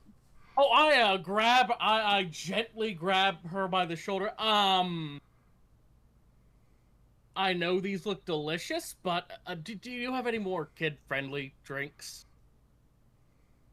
Like some Sprite, 7-Up, Coca-Cola? Actually, nothing with caffeine in it. A Shirley Temple. It's called a Shirley Temple. John's like, oh yeah, we got some Sprites, for mixed drinks. He comes back with the bottle of it. Aurora just looks like water. It's better than it looks, trust me. Yeah, she seems pleased when she actually starts sipping on it. I don't know what the drinking laws are for the children, but I'm just trying to err on the side of caution.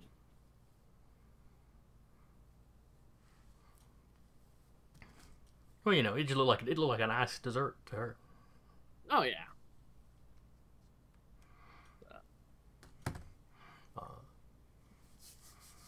All right, so let's cut over to Unison and crew.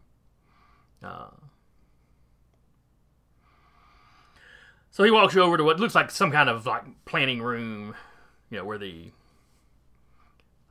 where y'all ran into John and Molly were. It was kind of like the recreational area, You had the little kitchenette and TV and stuff. So Unison, you walk in, you see the multidimensional man looking over maps and stuff.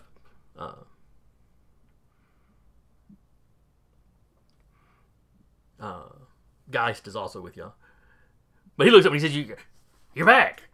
And he hops up, he runs over and he gives Omniglot a hug first, and then he gives Unison a big hug. Hello, sir. I'm glad you two made it back. I've been worried sick. If it's all the same, Ray would like to be there too. Oh, Ray not gonna get involved in the drinking shenanigans. No, he's on duty. Yeah, that makes sense. But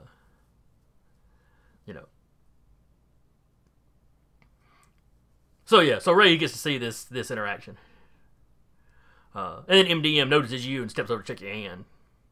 And I can't remember, has Independence Ray met the multidimensional man? I don't think so. Because he popped up in season 1 and met the team, I think. Either season Yeah, 1 or I season think so. 2, I forget which. I may have heard the name, but I didn't realize that he was Unison's father. He is Yeah, well, not a young man. I'll give you that. No, he's pretty much a retired hero. In the first season, it was like he was technically semi-retired, because he'd pop over every now and then, but he was mostly done. In the time skip between season 1 and season 2, he had like officially retired kind of completely. okay. So yeah, Independence Ray, probably even Landshark, though he's not in the room at the moment. Everybody has a good chance of having heard of this guy. His prime time was probably in the 80s.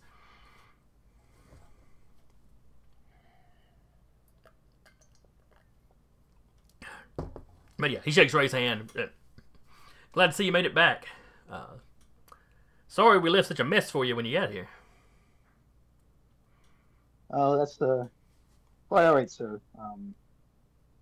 We're just grateful to be here.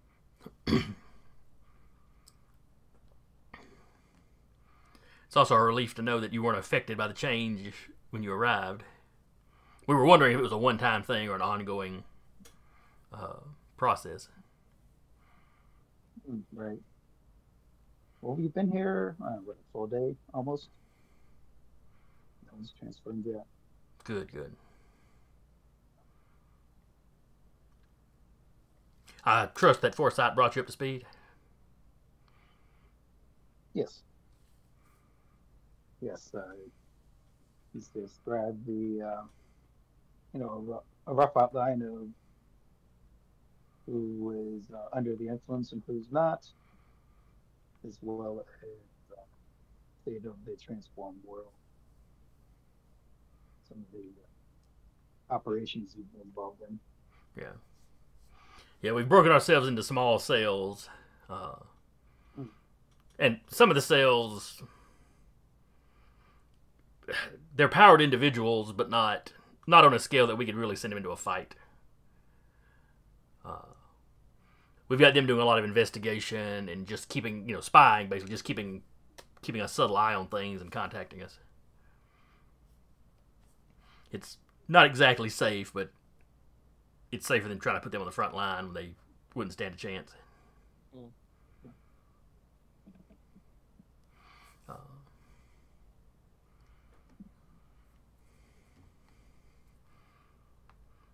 Foresight speaks up, we were talking to them about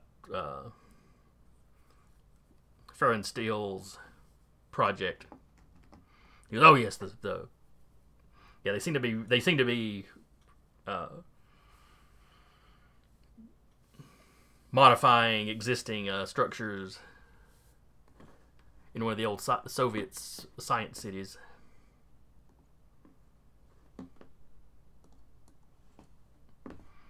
Let me see, do I have one of those names handy?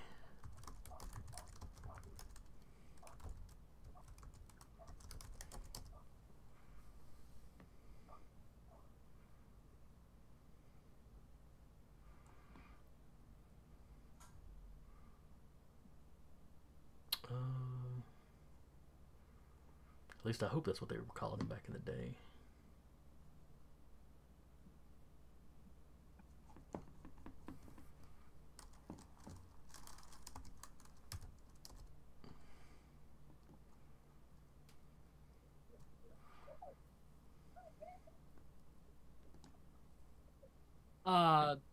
Now Kukarat. I've absolutely butchered that, but it's Yes.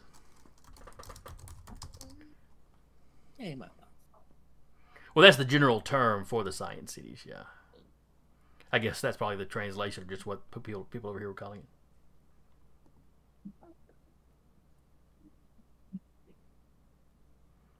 it. Yeah, I'm not saying I'll have a specific name for next time, but I'm not saying a specific name. But specifically, it's one they abandoned. Basically, the Soviets either built cities from scratch or took like really small ones and built them up, and then just poured their scientists in there to do their research. And, that way they kept a bunch of them together, easily observed, usually way off away from everybody else.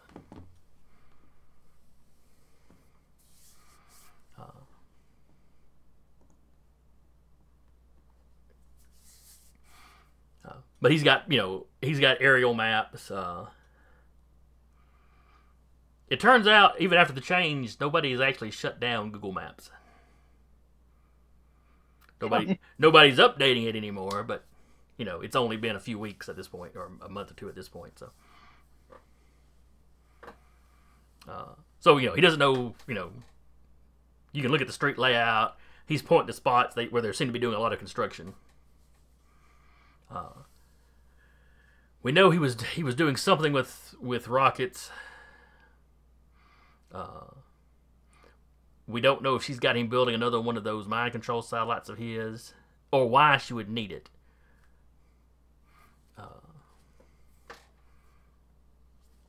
Would be a very good question, wouldn't it? We don't know if that means that the spell's going to wear off on its own, if she's wanting a backup, if she's aware that some people were immune to the spell, so she's trying to come up with a secondary way to enslave the few remainders. We just don't know. And how long has it been operating on this? A few weeks.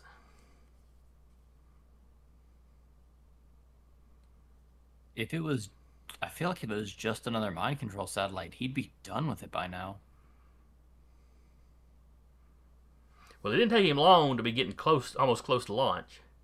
And this couple of weeks I'm talking about is where he's been modifying, where they've been doing the construction stuff in the city.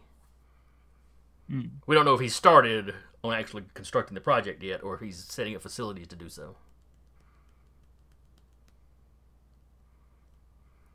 We just figure anything he wants to do, or anything she wants done, we probably don't want done. Mm-hmm. We have not been able to get any agents in there to see what's going on, though.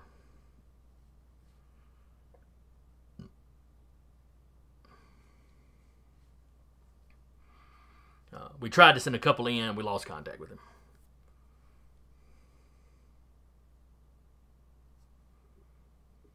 We might have better luck trying to get in. Well, possibly. Y'all would just be sneaking directly in. We were trying it via infiltration. They were being sent in as workers, and then we just didn't hear from them again.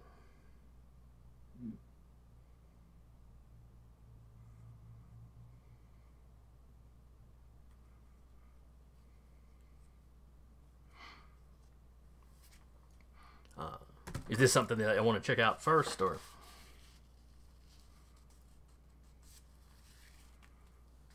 I'm sorry? He's asking, is this what you want to focus on first, or? Well, what other fronts are there right now besides the Science City? Well, we've got operations going on in Egypt proper. She's got people working at several old sites. Some of it just seems to be protecting the sites from, just people, just setting up security around them. Some of them are like ancient sites we were unaware of that she's having excavated. Like she knew exactly where they were.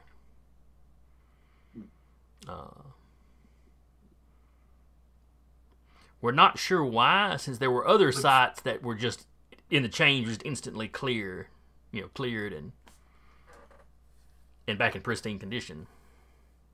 Oh. Where some of these other ones, they look like you would expect an ancient site that's been buried in the sand for that long. She's just having the work done to excavate it.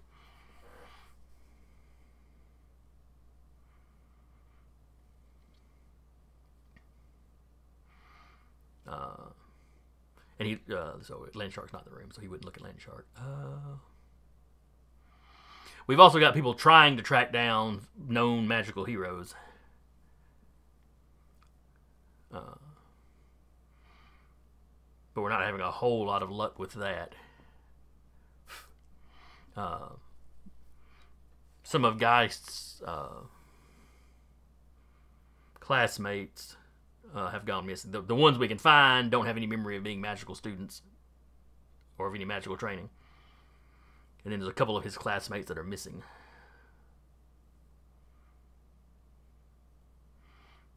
One of them from Savannah, Georgia.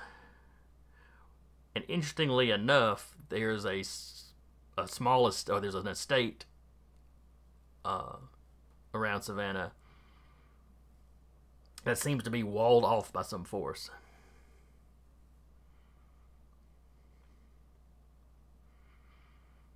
I don't know if the two's connected or not.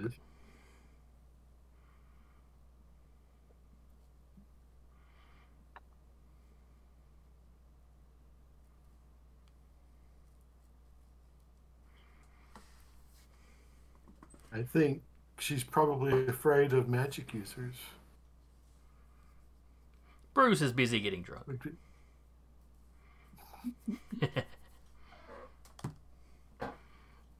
Curtis is making fine observations, though.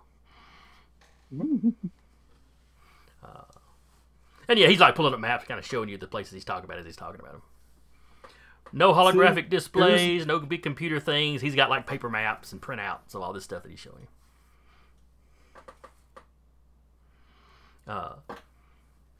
Unison, you notice Omnigot just sort of slides over to his notes and instantly starts like rearranging and straightening them up. Something she was prone to do at home. I mean,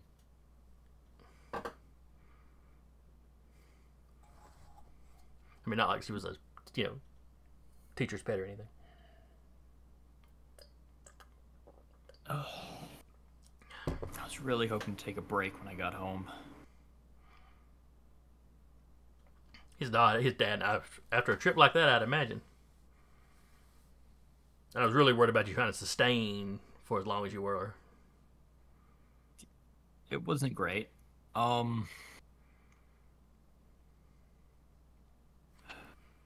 Yeah, there's stuff to talk about from that trip, but regardless,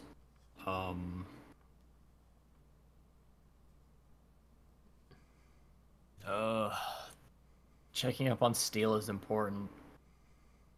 If there's a mysterious force, that means someone against her is probably in there. And I'm assuming just running up and knocking her unconscious is out of the question. Well, I'm assuming the original strike force that went in had very little or no success. He names off two heroes that I don't remember their names. I think at least one of them... Zach, do you remember the names of the guys that found... Shoot, your vampire character. Power Cell and... Updraft? Okay, maybe those aren't the ones I'm thinking of then. Because I was thinking about two psychic heroes. But I don't think those guys were Reader psychic. and Writer? That may be it. Where were they from?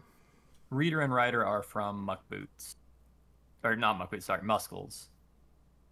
History. Okay, that's the two I'm thinking of then. I knew somebody had done a character with two psychic heroes in their background. I was getting them confused with the ones that found what's-her-face. They were two young bucks that attempted to fix Muscles' brain issue that was caused by that psychic doctor. Okay. So he rattles them off, and, Unison being Unison, he knows those names. He knows that they're psychic heroes. And he names of a few other people that Unison, they're psychics. They just weren't costumed heroes originally.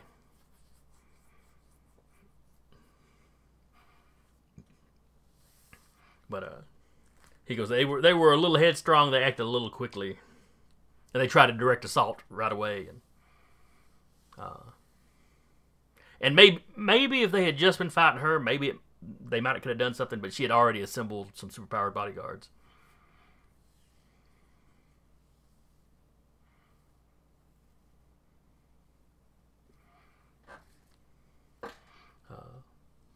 So, are we going to assault her? At some point, we'll probably have to.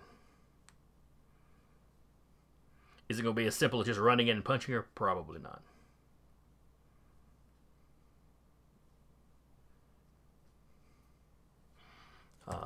You hear Bruce shouting, "Lick it, slam it, suck it."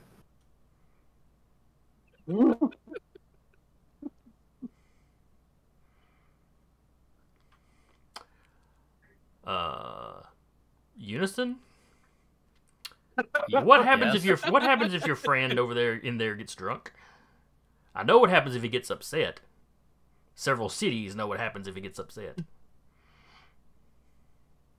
I'll be honest, I have no idea what happens if he gets drunk. But considering he has been dating someone that taught him how to drink tequila and there haven't been accidents, I'm assuming it's fine. Maybe so. Maybe it calms him Because, down. you know, where they live would have been decimated a couple times over if him getting drunk messes it up. Unless we're in a high-rise apartment.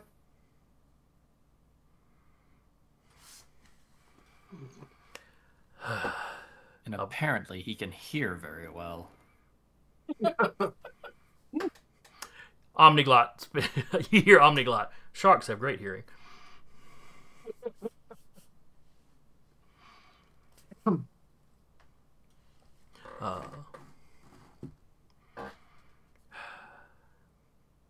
not gonna lie, I'm a little uneasy with him going on missions, but he is a powerhouse.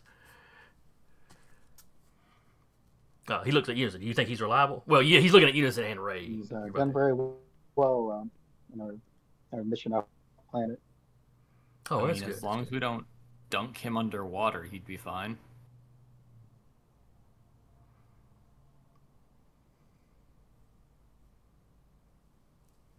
Yeah, so he's performed admirably in the field off planet. Oh, and also, sorry, I forgot to mention this. We brought an alien with us. I hope that's all right. Well, there's plenty of alien heroes. Yeah, I mean, she's superpowered. I mean, Starborn's working with us. I mean, not here at this one. He's running his own cell over the States, but...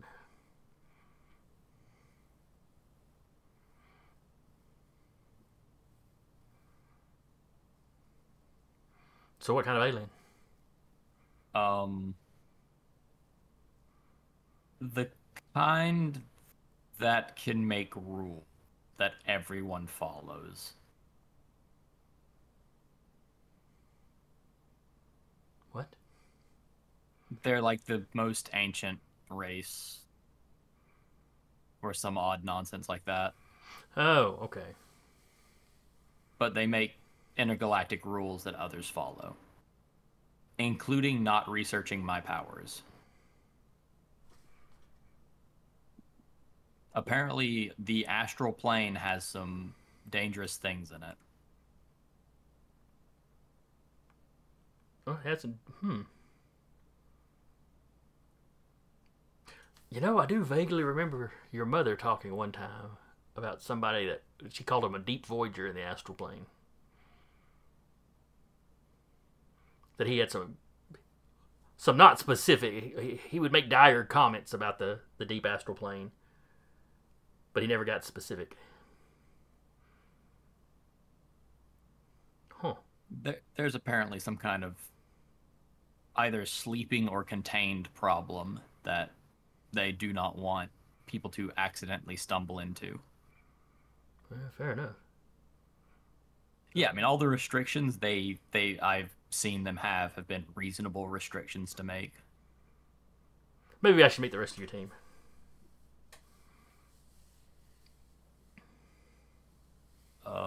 Oh yeah, one of them is now a giant spider. We may want to. Well, yeah, you Recluse.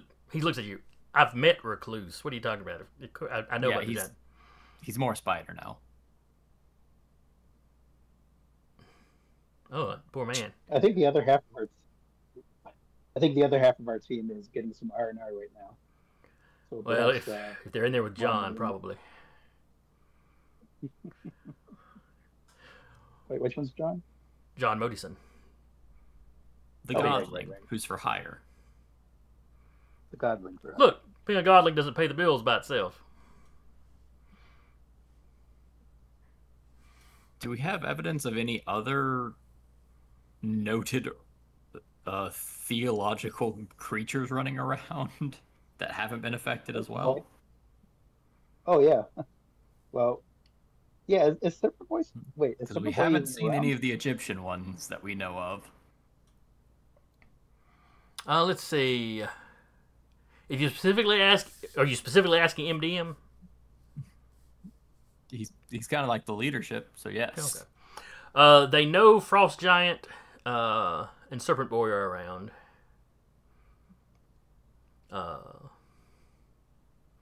Now, Taylor, I need to ask you a question. What was her name? Patience? Patience Purdue. Was she actually a Oh, psychic? yeah. She has telepathy as a power. Yeah, well, that's in this setting that there's some mutants have telepathy, but that didn't make them She is a transformed, so she's not.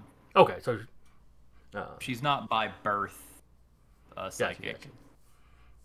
She would not be one of the ones that's just automatically immune to this thing, or at least shrugged it off super fast. Okay, so yeah, so he'll mention Frost Giant and Serpent Boy. I'm trying to think of what other mythological.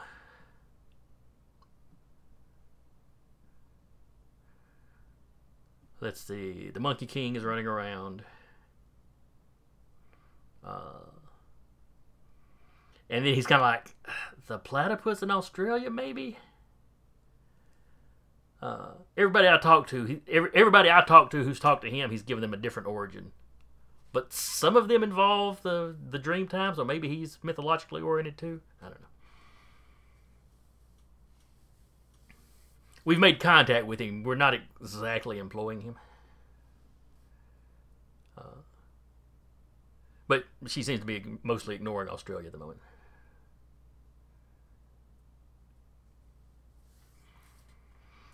She's really focusing on Egypt and like your major world power. She's keeping a firm hand on the U.S., a firm hand on Russia, a firm hand on China. Big economic power. She's keeping a handle on. And as he's talking, he's kind of walking y'all back in there. So the rest of y'all see the multi-dimensional man, walk in with everybody else. I love how every name I've made for a character in this family trips you up. Unison doesn't. But if I made you try to say all the names in unison, you would. Sometime in the first season, I did manage to get them memorized. But it's been a while.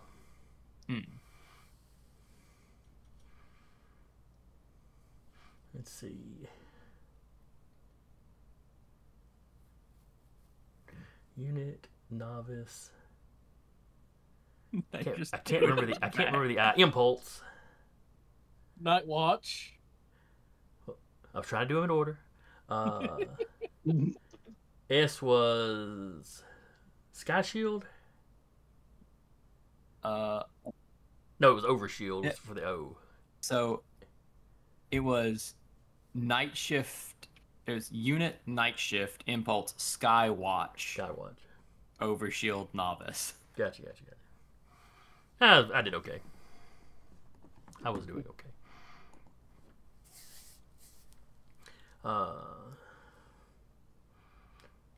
So yeah, multi-dimensional man walks in. Does the whole round shaking it. Oh, Landshark, Ray and Unison were just telling me how. Lime slice in his teeth like it's a football grid. It's like He shakes hands with you. Unison and Ray were just telling me how well you'd been doing. Glad to have you on the team. thank you. I was like, did you guys really say that? He moves on. He shakes Recluse's hand. Oh, good meeting you I give again. him a thumbs up. Hey, how you been? Sorry, couldn't be under better circumstances. Yeah, well, I'm just glad I'll go home. Yeah, hug your kids. By the way, just hug them tight. Sure. Yeah. Okay.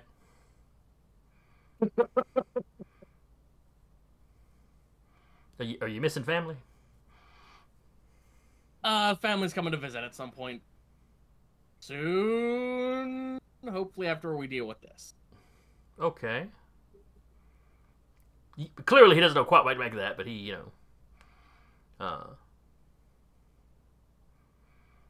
let's see, who else was in the room that he'd talked to? I guess Aurora gets his attention after that. It's like, he sees her. Oh, you didn't tell me. Is she one of the students from the school?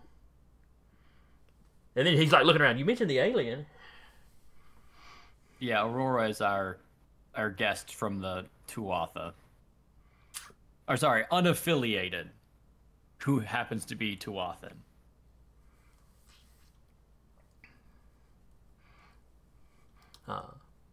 She just nods her head. Still sipping on her Sprite. Though she may be on her second one by now. She's able to move at post-light speed. And she can hit roughly a little less hard than the Primus. Oh. He kind of cuts his eyes towards you. How worried are you about her? I mean, She's an ally. she's a child from an alien race. She's neither here nor there. But he walks forward and shakes Aurora's hand. Do you have your parents' permission to be here? Just curious. Aurora's like, Mom will call me if she wants me. If I may ask a personal question, Aurora, how long have you been? How old are you? I'm 10. 10. 10? And she like holds up her fingers. 365 days a year?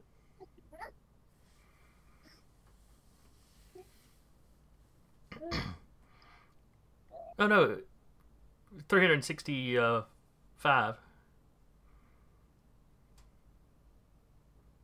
How long are y'all's years? Sorry, 365 days. Once every 4 years, it's 366. And what did I miss something? Did she describe her Tuathan years? Well, she was said 355 days was their year. Oh. Why would you have? Okay. She's like, why would you have uneven well. days? Why don't you adjust the orbit of your planet so it comes out even? Well, We're not at that technological level yet. Oh yeah, we are out here getting close to the rim, aren't we?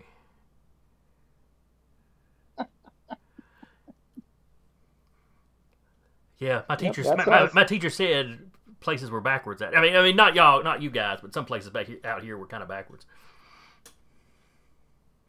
I mean, I'm perfectly fine and accepting of that term.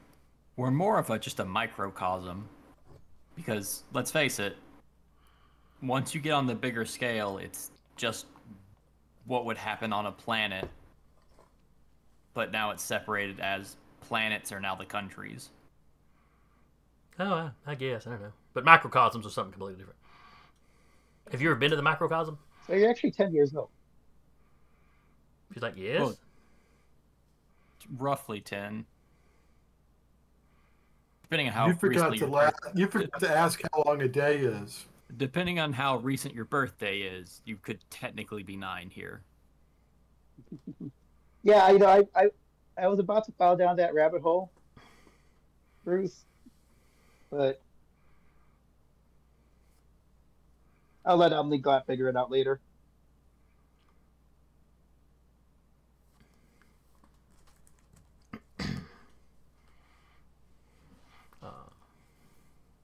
Aurora just seems confused by this whole conversation.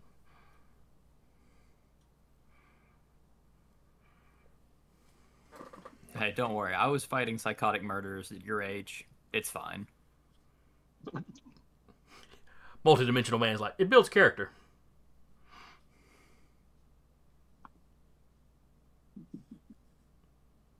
Anyway, Aurora handles herself quite well in the field as well. She's like, I can fight. She's got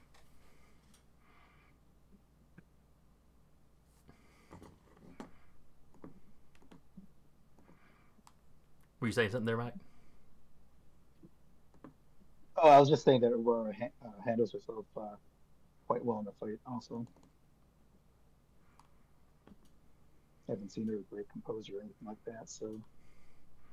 And she's well traveled.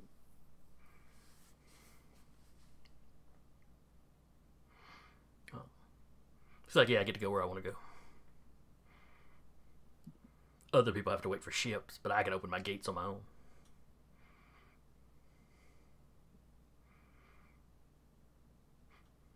And MDM looks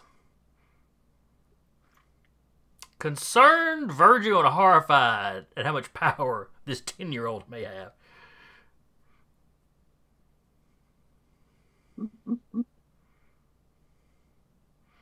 Wait, you said they were called the Tuatha? Like Irish deities? That's right. Yes. So they've been here before. Yeah, they've been here. Oh, okay. Yeah. They may have inspired those legends. There are, in fact, rules about them here. Actually, hold on, Aurora, you're not breaking any rules of your people by being here, right? No, I'm unaffiliated, remember? And I'm not, like, trying to take over, you know. If anybody tries to worship me, I'll smack them. All right, sounds good.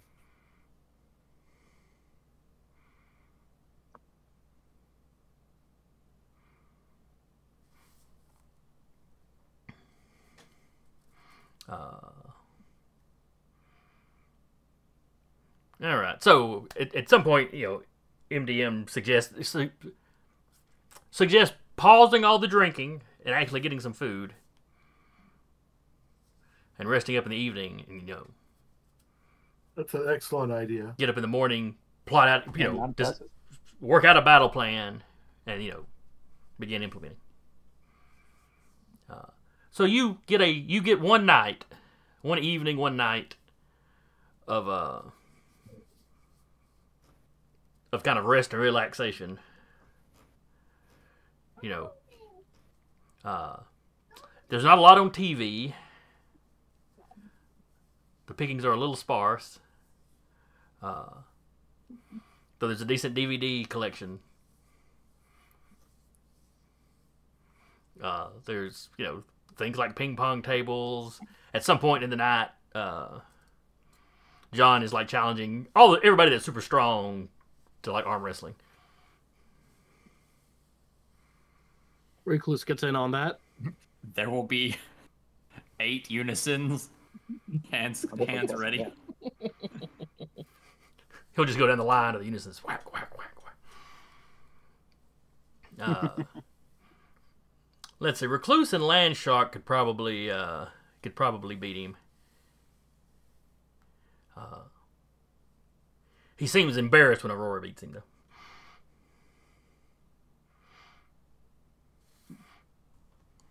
How strong is this kid? No, I don't know. She's floating around at 8 or so. Yeah, she punches slightly less hard than the Primus, as far as Unison can tell. Because how many unisons it took to contain her when she was bumping around.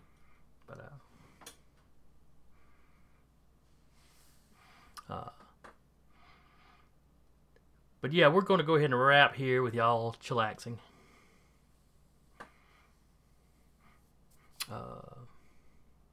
We will pick up next time. Like I said, next time we'll start off. You know, it sounds like y'all are planning to head to the Science City first to find out what Steel is up to. Mm-hmm. All right, so That does seem like the best plan. Never a good thing when a season 1 villain is doing something. Look, he's just working for the government now. It's not even his own company. He's just working for the government. The government just happens to be a power mad magician that's taking over the world. But all right, well, I hope y'all had fun today. I enjoyed it.